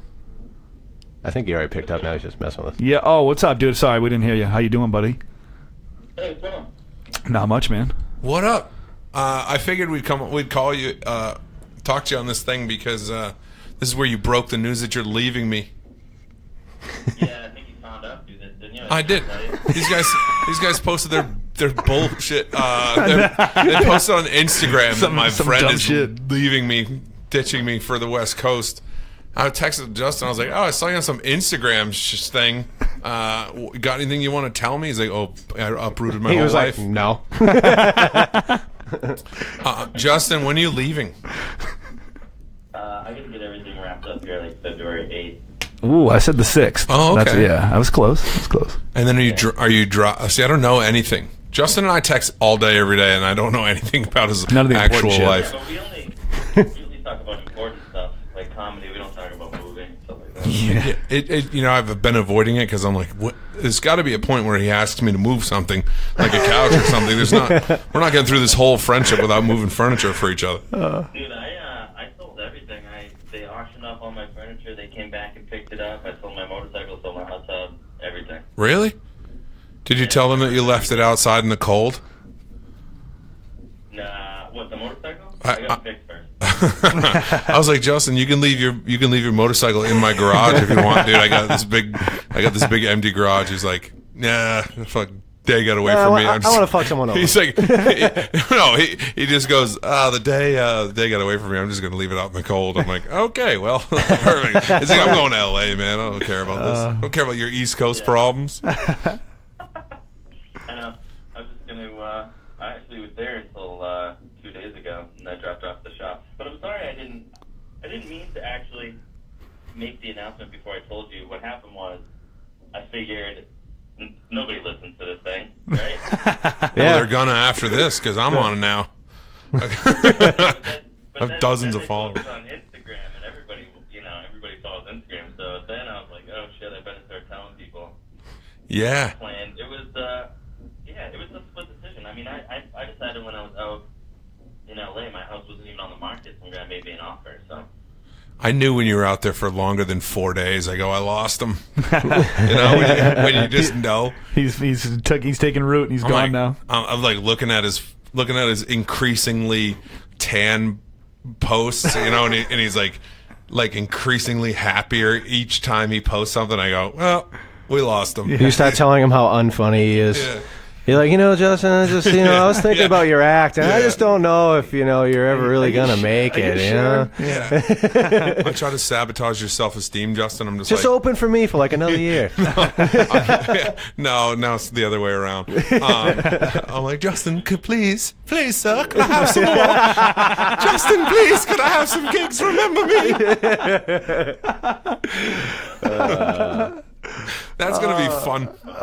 I mean, we've gone to LA like 3 times, and every time we're out there, like, we gotta go, we gotta be out here. Yeah. And I knew if he went out there without me one time and stayed for 2 full weeks, that it was, I'm like, Well, now we know because he had all these contacts, and you were like, well, wait a minute, how did you get? How do you know this? I basically stole a lot of them from Brian. I hung out with the whole time I was out there.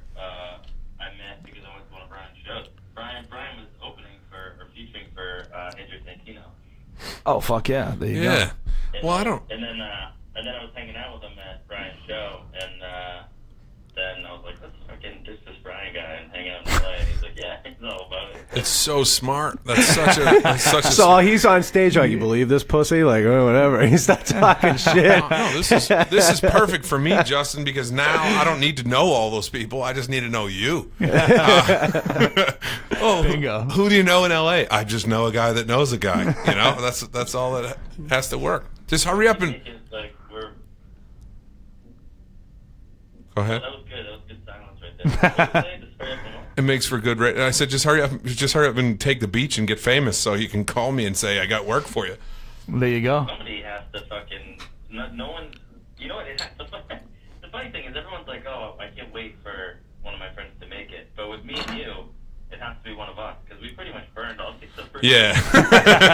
Yeah. One of my friends. Yeah, I can't wait for one of my friends. I can't wait till my friend makes it. We're hitching our entire wagon to this, so you better get your ass out there. You better call Andrew and tell him you're coming into town.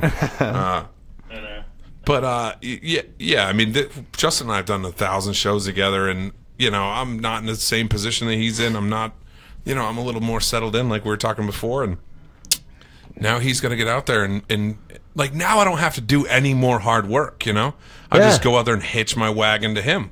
It's perfect. That's how friendships are supposed to work. There you go. As soon as I saw this thing, Justin, when it was like, oh, I'm moving to LA, I sold my house and blah blah blah. I was like, where's Drew Dunn? I'm like, I need a buddy. Bring in the backup plan. Where's Drew Dunn? That's hilarious. He's fucking hilarious, by the way. Go ahead. Ask the calendar over his calendar and just make all the dates. But I'm excited for you. I haven't said this publicly, but I'm super sad that you're going. We were supposed to take over the world, but we'll have to just attack from each coast and meet in the middle or something. We'll see you in Denver. Bring out your dead. Topeka, Kansas. Look out. We got a date set. We'll meet in the middle. But I'm very I think Brian's a powder keg, and I think I'm like a sniper rifle, and I think if we work together, we can really make those two things work. Fuck yeah, man. Did you rehearse that in the mirror before we were going to call, or they've been texting that back and forth? Oh, is that what it was? Yeah. That's the. No. You're the powder keg. I'm the sniper rifle. Yeah. Which one's the sniper rifle? I'm very I don't work. Brian works so hard. I don't really work that hard. Full disclosure. I like it. I like it. I like that it's coming out. No, I mean Brian works his ass off, and he goes to every city and stuff like that. And he's like, "Do you want to come?" And I was like, "Sure." And I just kind of like Homer Simpson everything. Like if you ever watch The Simpsons, everything works out okay, but everything kind of falls in his lap. Touche. That's kind of how I did it. I was like, "Yeah, I guess I'll move to LA." I love it. Hoffy Simpson. I was talking about you earlier today, Justin, and I go, I've never been so like. I just like that I could go, hey Justin, I'll pick you up, and you're like, you don't know if we're going to Somerville or if we're going to Kentucky. You know what I mean? And we're just like, I'm in though. To have somebody that's just like, yo, what are you doing next March? And he's like, I don't know. What am I supposed to do? And I'm like, let's go to wherever. And he's like, all right, yeah, let's go. And they're just fuck it, let's go. We just make it happen. Yeah. That we did a ton of shows down south. I used to ask him two things. I would be like what's the temperature and how many days? Yep. I would be, he'd be like, let's go someplace. I'm like, all right, it didn't matter if we were going to LA, Florida, or if we were going north, if we were going to Maine, we could be going to Montreal, it doesn't matter. I just need to know how many pairs of underwear I need and if I need a jacket. Right. I would go, Justin, you want to do these dates with me? The money is shit. The stage time is shit.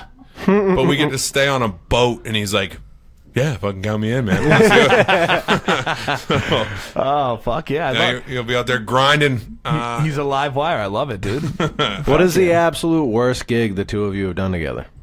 Oh, I'll let him answer. That's a good one. Yeah, Hoffy, we're gonna direct that one to you. What's the worst gig you've ever done with Biglow? I remember we went to New York one time, and he was on a show, and I was just going for moral support. And then we're like, well, we're in New York, we might as well do some. Mics together. And he was so tired, and he knew that he wanted to drive back that night. He didn't want to stay over. So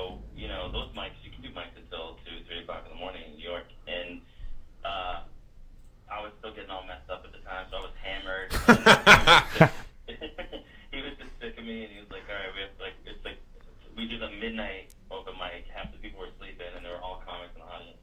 So then we finally get in the car, and we're going to do this 4.5-hour drive back, and I'm like, still like asking, like we pulled over in the truck stop so he could sleep, and he woke up with me arguing with some guy because I went up to one of the guys sleeping in the big rig to see if he had any beer. Oh, Yeah. God Now this damn. just to paint this picture, this is vintage circling the drain Hoff from a couple years ago. Not this. Put myself back together and make a decent life. This is back when I was funny. This is this is back when he was creative.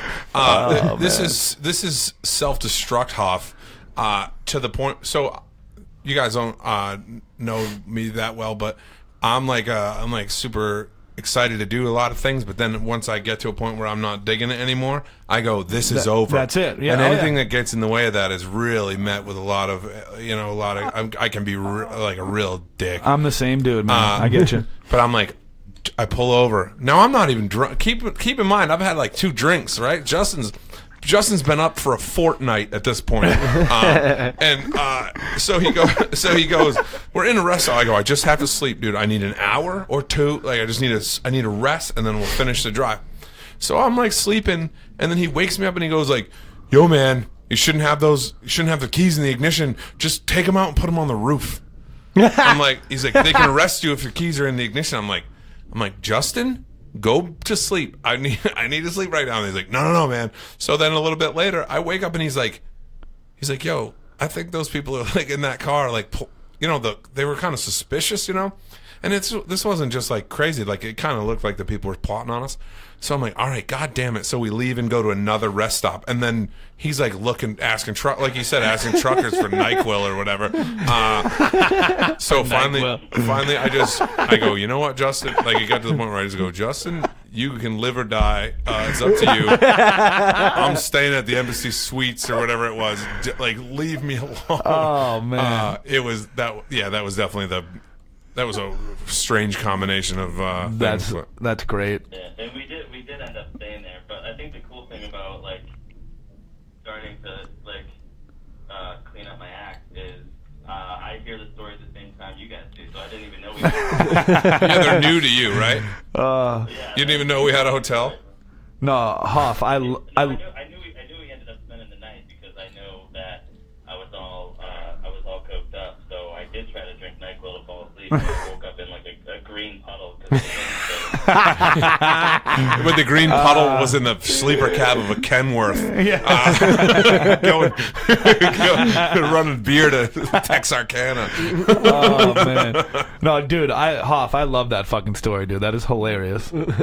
That's great. There's 100 more just like it. Oh yeah, we get a ton more like that. But I think we got to a point, and Brian actually, when I was like trying to ruin my whatever, I don't even know if you can call it a career. I think I started to get a little traction, and that immediately scared me. So I just started self-destructing, partying and stuff. And he was the only, like everyone else. You guys know in comedy, you have a lot of friends who are your friends when you're doing well. Right. And then I've never done well. I don't know what you're talking about. well, yeah, I got that looking forward to. Thank you. Do you ever do well? Yeah. That and then there's other people who you're doing well and they don't say anything, but they're just waiting for you to fuck up, and it could be anything. You could your girlfriend could cheat on you, or you could get too drunk one night, whatever it is. They're waiting to say something about you. Right. And Brian was the only one who was like, I had basically burned every bridge, wasn't getting gigs, was just beating myself up, and he told me the truth. He was like, all right, it's not funny anymore. At this point, it's getting sad. So at that point, I was like, and I think the thing that he really said that stuck in my head is he was like, if you die now, there's going to be a little article about you in the Wilmington Crier. Yeah. I think the words were you'd be a blip in the obituary section.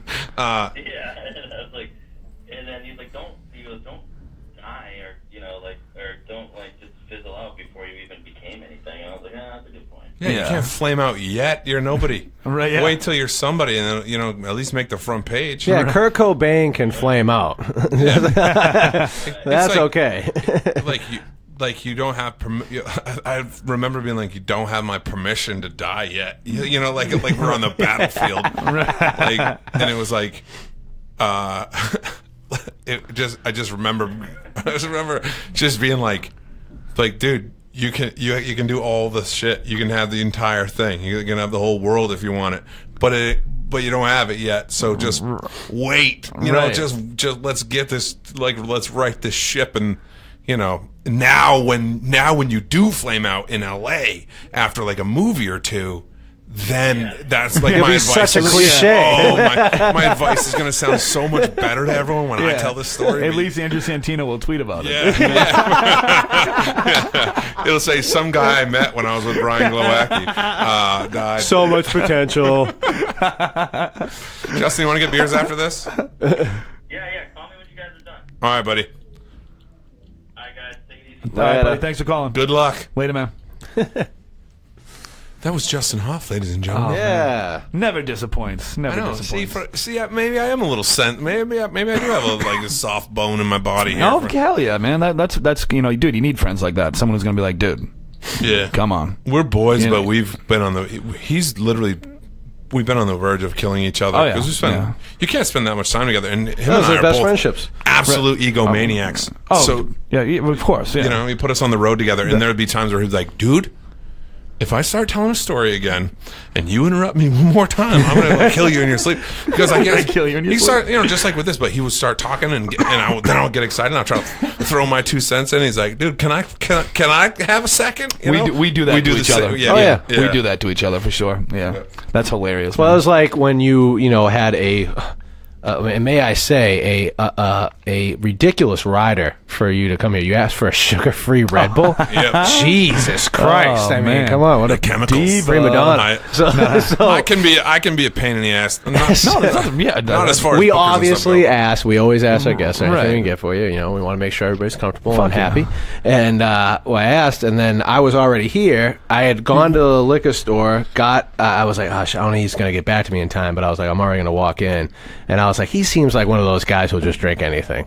Yeah. Said that in my head. I'm like, he'll be cool with whatever I Yeah. get. And sure enough, you're like, no, I'll drink anything, but can I have a sugar-free Red Bull? Yeah. And I just got here and sat down and put my shit down. He's So a I was human like- dumpster. I was like, He'll drink so- I was anything. like, son of a bitch. So he's from Nantucket. Can't be picky. Yeah, so, exactly. So I was like, whatever. So I texted Corbett. I'm like, hey, dude, can you pick up a sugar-free Red Bull? He's like, I just pulled, like, I'm here. And I was like, hold I'm on. here. I said, LOL, Like, dude, I was just like- got here. I didn't say, like, fuck I'm you. here. Well, you can't read tone You know? in a text. No, but I said LOL, though. You know what I mean? whatever. I was like, LOL, dude, I just pulled Bottom up. line was, You know what I and mean? then later we get in an argument like, 12-year-old girls, because as soon as I come down, I'm like, well, stay downstairs because I need you to let me back in. I didn't know you I'll were go he- back I didn't out. know you were here. And then we Yeah, start yeah. going back I and didn't know you were forth. here. Yeah. And then we're just like getting bitter. And then he's like, well, dude, I was here. I'm like, why would I was like, why would I text you to get it if I'm not already here? If I'm out, I'm going to get it. You never would have got the I text. know. And I then thought you- you meant like I left a liquor store that didn't have them. Can Listen, you I stop? already You know what I'm dropped saying? all my comedy knowledge on you. Now I got to do relationship counseling to you guys too.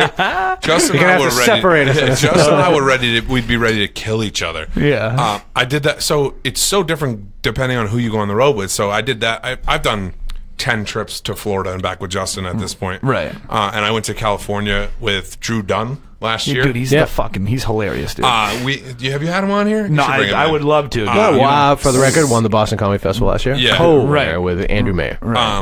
But he's funny because I tweeted or whatever. I said, when you go on the road with Justin, you know, like what you're getting into, you know. But when you wake up with Drew Dunn in the same room as you, it's like waking up with 8 different people.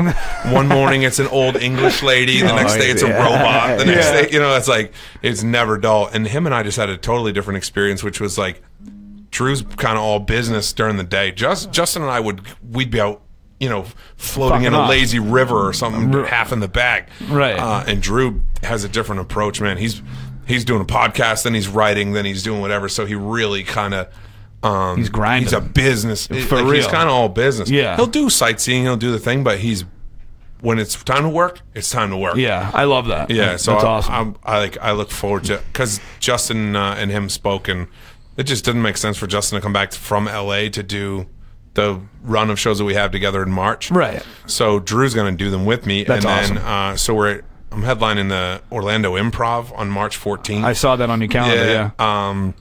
We're doing all sorts of cool stuff in Florida. So yeah. now to be cool to like kind of shift gears, and it's gonna. I feel like it'll be more of a business trip, less of a hangover. I mean, Justin will wake you up in the morning with a beer and an orange juice and tell you it's a broke person's mimosa or whatever. Yeah. And you wake up and Drew's gone because he's at the gym or whatever. So it's just a different experience. Yeah.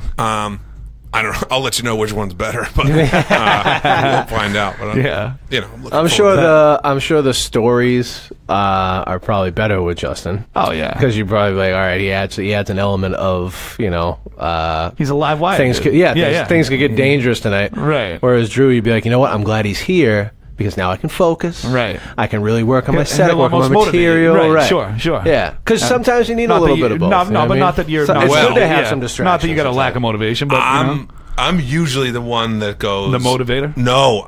I'm usually the one that goes, let's go break a window. Like, I'm like, the instigator. Like, yeah, I'm the, let's go, dude. I'm an instigator.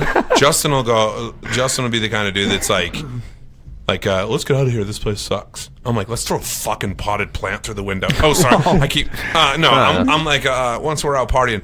But both of them, the thing is that they both make me laugh, which I'm always trying to make everyone else laugh. But, dude, we were in California and Drew found out he could do this robot voice. And I have never laughed so hard for so long as, dude, over the course of 4 days to the point where I have to pull over and I'm laughing.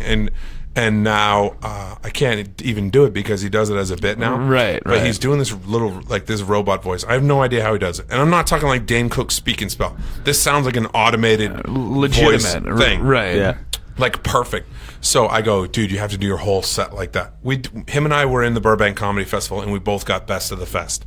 That's awesome. I dude. go, we've already proved ourselves out here. Now I'm always a dude that wants to throw a wrench in the gears. Yeah. Push it. Yeah. Let's push throw it off the rails. So I go, do your whole set like that. Like, go up as the robot, but give it no context whatsoever. Right. And do the entire set that way, and then never break character and just leave. Right. And Andy Kaufman style. Yes, You're right, exactly. Yeah, right. But he probably got like 50 seconds into it, and people are cracking up, but they're also like, what? Totally confused. Right. Yeah. Right. And when he broke the character, it got this huge applause and laugh, and I was like, damn. Part of me was like, damn it, you pussy. I was like, come on. You should have followed through with it. Yeah, but it got such a good laugh that I can't show. Yeah. So, dude, is he still out here, or did he move too? No, he's here. Is he? He's Really? here. No shit. Yeah, okay, cool. He's here for now. We gotta lose get him on, too. dude. He'll be right behind. If we're lucky, we will lose him. Yeah. Because then we can say he's from Boston. Right. You know what I mean? Like, yeah, that's awesome, dude. He'll be. I don't know if he'll do New York or L.A. He's married as well, and is he really? Yeah. He shit. They're married really young. Yeah. Wow, I did not know that. Yeah. Wow, I had no idea. Yeah. Yeah, his wife is a sweetheart. Not that I know him at all, by the way, but he's the nicest guy on earth. Wow. But yeah, we'll lose him. There'll be other ones that there's some really funny people that aren't getting any attention whatsoever. The best ones never do, really, man. It's so weird. It's so weird. Definitely. So. You douche. I was like, yeah. Like, stop. He was getting a standing ovation. Stop it, guys. Yeah. Come on. He damn near took a bow. I know. Take your bow. Jeez. Good God. God. That's funny. Making me blush. Who do you see? Are you a scene guy? Are you around the scene a lot? Like, I mean, I am lately. Yeah, now that I have like the show going, like I've been trapped on the South Shore for a little while. You know what I mean? Are you one of the South Shore boys? Not at all. No. The South Shore if the South Shore boys heard that, they'd lose their fucking mind. Oh man, they would laugh harder than we could ever laugh. They're not fans. They're not fans of James. Yeah. Why? You see, I was like Justin for a while, dude. Where like I was drugged around. out. Exactly. Oh, I'm just kidding. He's probably still listening. Nobody really wants that around. Which I get. Like it's like I was never a liability. Like I never stole anything. I never did crazy shit. Nothing like that. But it's still like when you're around and people are like, dude, you're clearly like all fucked up. It's like nobody wants it around anyway. Right. Even though I feel like I never brought any type of negative vibe or energy or anything. But is he funny? when he's fucked up. No, I'm a funny dude. But why would the genuine, South Shore you know? boys not like that? Dude, we used to get along real well. Actually, I used to hang out with those kids, smoke pot a lot. Name the you know? South Shore boys by name. The three of them. Who are they? Well, they have their own podcast. So wait, you just know of the myth of them, Yeah. but you don't know who they are. Yeah, I don't know who. Dude, I'm not a scene guy. Okay, at all. true. Yeah, true. Well, dude, again, I'm curious how this happens. What? Because I need to know this. All right, so when Hoff was on, he was like, I wasn't in the scene, I didn't do mics, but he's getting all these gigs. And you say I'm not a scene guy, but I'm like traveling, I'm doing whatever.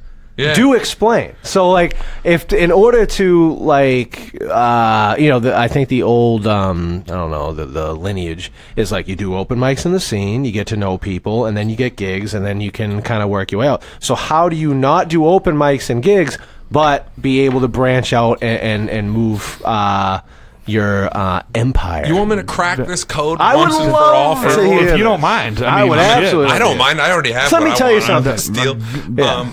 So here's the deal. Yeah. You do not. If you're funny, if you honestly are putting an effort into this thing, and you honestly care about being funnier every time you get on stage, you honestly care about it.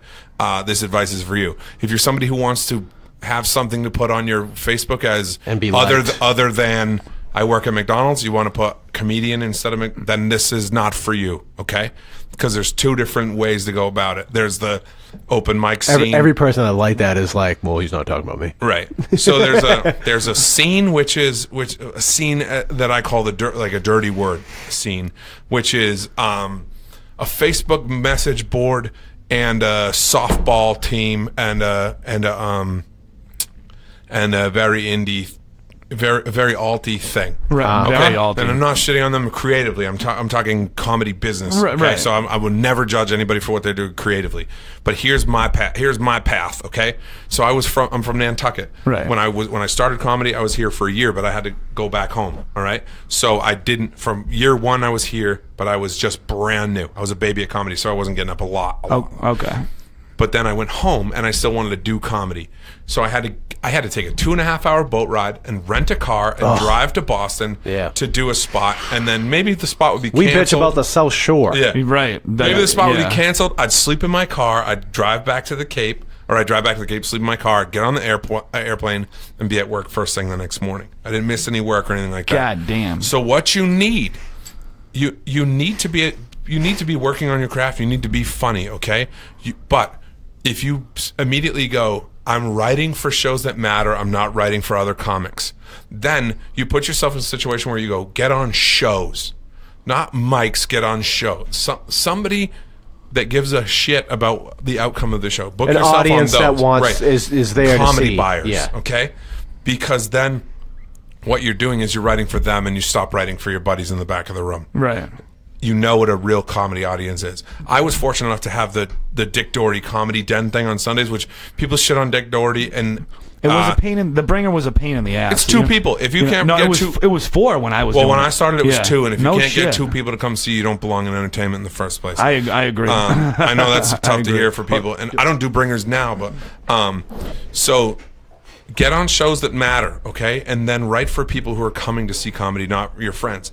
And the most important thing you can do is get some headliner or somebody who's farther up the ladder to go, this dude is okay, let me kind of pull him along. So I did that Sunday thing for Danny for Dick Doherty, right, and Danny Kelly was hosting one of them one time, and he goes, hey, you're on to something. I was like, oh, you think I'm funny? He goes, no, I didn't say that. I said, I think you're on to something, don't stop. Right. So he goes, you can come do my Tuesday shows. No shit. So I would want to crush those shows. So I would write my 5 or 7 minutes to crush that real audience show, and also have him go blah blah blah. So find yourself somebody who will tell you the truth about your act. You can go to open mics all week long. You can spend time away from your family, away from your loved ones, all that stuff. Open micing, trying new shit, throwing stuff at the wall, see what sticks, and making your friends at the back of the room laugh. If you don't have one person in your phone that will be brutally honest with you, you're wasting your time. Right. Because that person's more valuable for you to call me and go, dude, what do you think of this bit? And I go, dude, it stinks. It's been done 100 times. Right. That shaves 6 months off of your development of that bit. You throw that one away, you write something more personal. So somebody honest. And then never, never, never, never get bogged down with stuff that other comics are doing. Okay, that's like that's the everybody. Like Justin's going to LA, and I spent one night going, "Oh my God, he's going to leave me in the dust." Right. After that, I go, "I'm on my own path. I have to do my own thing." We just had this conversation like 2 weeks ago. Because then you never waste any energy on shit that doesn't matter. On who won the giggles versus whatever softball game. The Boston Comedy Riot. You know, and you don't care what Sean Sullivan thinks of you, or Justin P. Drew, or any of these guys who are out doing their things and getting their own laughs. It doesn't matter. Right. All that matters is that you're true to what's in your notebook and true to yourself, and you're not ripping people's shit off. Right. So find somebody that will tell you the God's honest truth, whether it breaks your heart or not to hear it. Right. And do shows that matter, and always try to get better. The open mic scene is an absolute joke. It's a nightmare, dude. It's a nightmare, man. It really is. Get on shows. It's a nightmare. Call up Alex G and Papa and those guys. That was my thing. Is half of that battle, dude, is just asking, man. Like, hey, can you keep me in mind for when you book and blah blah blah? Right. Instead of being like, all right, I'm gonna work so hard that people are just gonna approach me and ask me to be on their show all the time. So that's like I think that's real. a very common misconception, It and is, I really feel that because I felt that when I first started, I was like, well, this is what's going to happen. You go to open mics, and then someone's going to come up to you and go, I think you're great, or I think whatever. I'm like, but that's not how that works. Not at all. And when you're first starting, your mindset is, I gotta. First of all, there is a place for open mic when you're first starting because you just need to get comfortable. Right. You have to do that. That there is important. a place for it. It's you still need to do the mics, but those aren't the no be doubt all. about it. I know you're not. I know you're not saying fuck them. Don't matter. Right. They obviously matter, and also because you need to get kicked around a little bit. Yeah, you absolutely have to. Yep. I think that could be said for anything, any business, anything. You need to get kicked around a little bit. You need to feel what it's like to not be where you feel you should be or where you want to be or any of that. So that absolutely has to happen. The value of a mic is to hear it come out of your mouth and bounce off the wall. Yes. If you gear, what I'm saying about mics is if you gear your material towards your friends at the mics, then you're wasting your time. It's only other comics, which like you said, the back of the room. You mean other comedians? Right. Then you're just at the honky tonk. Yeah. Right. There you go. Which is what we call back. What was I? You always say this virtually every episode. Go ahead and say it. The difference. This is Louis Anderson said this. The difference between a good comedian and a great comedian is callbacks. And you got callbacks, motherfucker. That's it. You know? But it's true. You want to be doing the honky tonk thing every night, where you're just out there making your friends tap their toe, or do you want to be hustling to the point where you're just behind the scenes, working your ass off, writing new stuff, working your material, workshopping with your buddies who you respect, right? Bring it back. So you write something in your notebook, you bring it to open mic, it bombs or does well depending on whatever. That's irrelevant as to how well it goes. Right. Then you go to your buddy, hey, last night I tried this thing. I think I'm onto something. What do you think of this? Do you have any tags for that? Then you take it back out. The real work is done when nobody's watching. Like you sweat in the gym so you can dance under the lights. I love these. I like that one these too. inside baseball type scenarios where we're talking about, or just like anything. Someone who actually knows. Yeah, but I love these little insights, but I really to cite this. Barry Katz, industry standard, had Gary Gulman on, and Gary Gulman said, I think the one thing that like I will stick with me no matter what anybody says. He was like, someone said to me, like, don't worry about managers or agents or anything like that. He goes, just put your head down, do your work, and then at the end when you go, am I getting funnier? Mm-hmm. Am I getting better? Am I getting funnier? He goes, if you can answer that question and say, yes, I am, you're on the right path. Right. So just get that, just honest assessment of your work and what you're doing. Right. Also, take Gary Gulman's advice over mine 10 times out of 10. But that's essentially what you're saying. And that's what when I heard that, I was like, wow, that is exactly what I think everybody should do. And that's exactly what you told me a couple weeks ago when I had this. I was like, dude, I had a run-in with a couple people that I was just like, dude, like, I don't know what the fuck just happened that I was treated this way, but... That was unwarranted. I was your honest person. I was like, dude, thank you. Stop that. Like, what the fuck are you they doing? Don't matter. Those people do not matter. Right, no. And most of them will be done before. I look back at the people I started with, and there's none left. That's what Dude, this is what I said, okay? I was like, in 5 years, all these fucking people... They're going to be settled into their fucking accounting or their real estate jobs, and they're going to be like, oh, remember when we used to do stand-up? How fucking great was that? And you know who's going to be left holding a microphone is fucking people like me. Right. Who, they used to fucking laugh at. Don't and, have a life. Shake hey, I'll be a fucking touring comic one day. I'm messing with you, buddy. I know you. I'm just saying. You have to outlast the failure. That's the people who make it, or the people who just continue to show up. When failure happens, most of the people around you are going to bail. And if you have the balls to go, no, I believe in this. I really think I really get something out of this. Right. And I think I'm onto something. You don't have to go, I'm great, or I'm the next this, or I'm the next that. Be like, nah, I believe in this thing that I'm doing. I'm not saying that at all. I'm not saying I'm in anybody. Yeah. I'm not saying I'm in this. I know. I know, but you're not accusing me of that. But for people who are listening, I'm not saying I'm in the same league as anybody. But I'm going to tower over everybody. I'll say it right now. Maybe one day. But I mean, for right now, though, I'm not one of the best comics in the city, but I am solid as a comedian. And so I don't know. You wait and see. Next lightweight. Next welterweight champion of the world, right here. If you say it, it's going to come too, bro.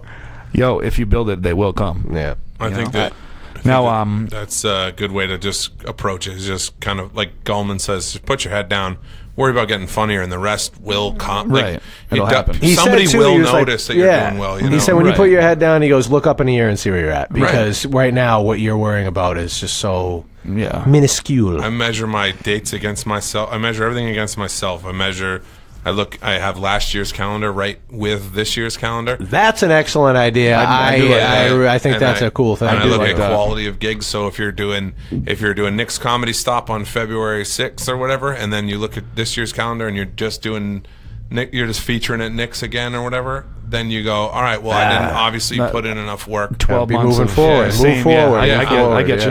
I put everything up against it, and then I go, well, what am I doing?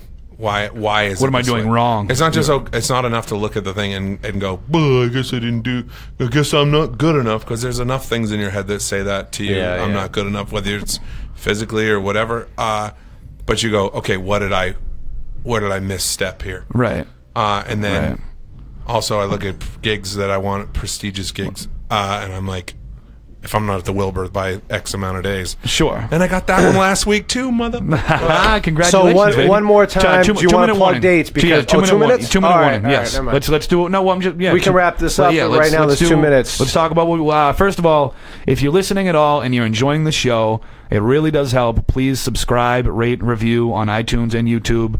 It really does help. Seriously, we would appreciate it very much. Email us at attentiondef@gmail.com. You can follow us on Twitter at James Got Jokes. The show is at Attention Def Pod. Joe is at Joe KB36. That's right. Yeah, that is right. And at Brian Glowacki on Twitter. That's it. And then what else? You got Big Glow Comedy, and then just go on BigGlowComedy.com. Yeah, all my social media stuff's right there. I was the first person to have a Snapchat code on his website.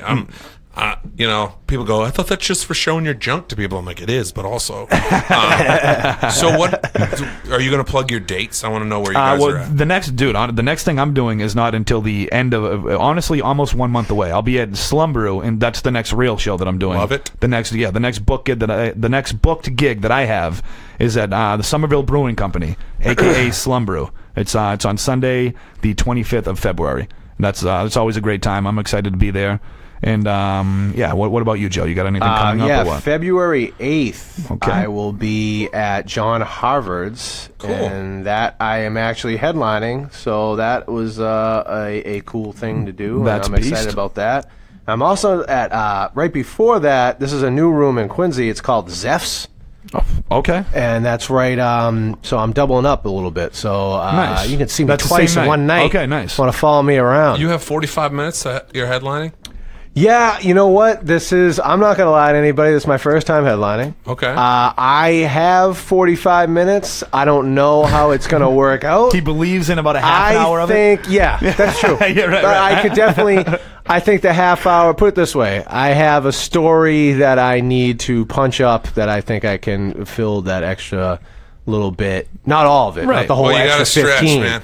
I need to stretch. I need to talk slowly. Dude, you got to just do it. Here's the thing: the person that offered it to me once before, and 1 minute. And I was very smart about it, and I said, no, but I can get you a headliner, and I'll feature for him. Right. Because I don't want to get greedy, and that's how I'll do it, and I'll throw one to a friend of mine. Right. And did that. Now he's headlining again. E.J. Edmonds, very good comedian. He's Hilarious. amazing. So Hilarious. I did that to him, and then he's headlining the week before me. And then now I'm headlining because somebody dropped out, and I saw him like a week before. He goes, I need somebody. Can you just do it? And I was like, Perfect. shit, that's the second time he's asked me. I can't say no. Right. Then it got snowed out, Yeah. and now I'm doing Right. this one. So, yeah, it's a step, and I'm ready for it. Though. Get it. I'm ready Fuck to go. yeah. I'm ready to All go. right, now with that, hit up bglowcomedy.com. Hit us all up on Facebook and Twitter and Instagram and all that shit. Come see me at the Kowloon this weekend, and then at the Comedy Connection East Providence next weekend. You will not regret that. Buy tickets to those shows. We got to get the fuck out of here. We'll see you next Wednesday at 7. Thanks, Thank guys. you. Peace. Thank you. WEMF.